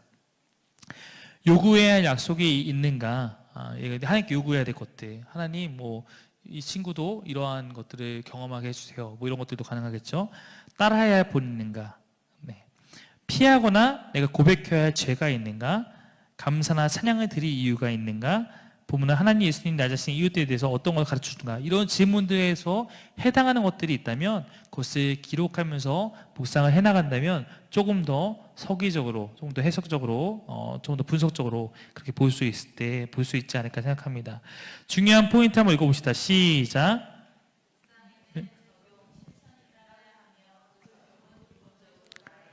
네, 서기 잘해놓고 해석 잘해놓고 적용은 내가 아니라 내 남편에게 하면 적용 다 해놓고, 그러니까 이 말씀은 이 사람이 지켜야 돼 라고 하는 것은 완전하게 망하는 거죠. 기본적으로 말씀은 하나님께서 나에게 하시는 말씀을 듣는 겁니다. 어떤 사람의 잘못한 것을 막 말씀으로 떠올려서 그러니까 그 사람이 회개해야가 아니라 내 안에 있는 나의 죄를 회개하고 이러는 모습들이 우리 가운데 중요하다는 것입니다. 제가 이런 강의를 할 때마다 한편으로는 이러한 작은 염려를 가질 때가 있어요. 묵상을 이렇게 해야 됩니다. 이렇게 묵상하면 안 됩니다 라고 하면 어떤 경우들이 발생하냐면, 에이, 묵상 어려워, 나 묵상 안 해. 잘못된 기도를 가르치면서 여러분 기복적인 기도하면 안 됩니다, 이런 기도해야 됩니다 라고 하면 아예 기도를 안 하고, 이런 경우들이 발생하는 것이 더 안 좋은 거죠. 그래서 제가 이 예화를 갖고 왔습니다. 얼마 전에 제가 가끔씩 팔로우하는 우리 김광성 목사님이라는 분이 굉장히 나름 페이스북에서 독서가인데 이분의 페이스북 내용을 한번 갖고 왔습니다. 기복적인 기도니 뭐니 비판하지만 그런 기도의 과정을 거치지 않고 곧바로 바른 신앙인이, 성숙한 신앙인이 하는 자리로 넘어온 사람들이 존재하냐? 안 하는 것보다 100번 낫다. 하나님의 자비하심의 깊이와 넓이는 우리의 잘못된 기도를 견뎌내실 뿐 아니라 그런 종류의 기도가 그 자리에만 머물러 있도록 허락하시지 않는다. 깨닫게 하시고 느끼게 하시고 알게 하셔서 하나님의 얼굴과 그분의 영광을 구하는 자리로 우리를 인도해 가신다. 결제는 그분이 하시니 일단 두 손을 모아 우리의 필요를 구하자. 시작 없이 무슨 성숙이 있겠는가.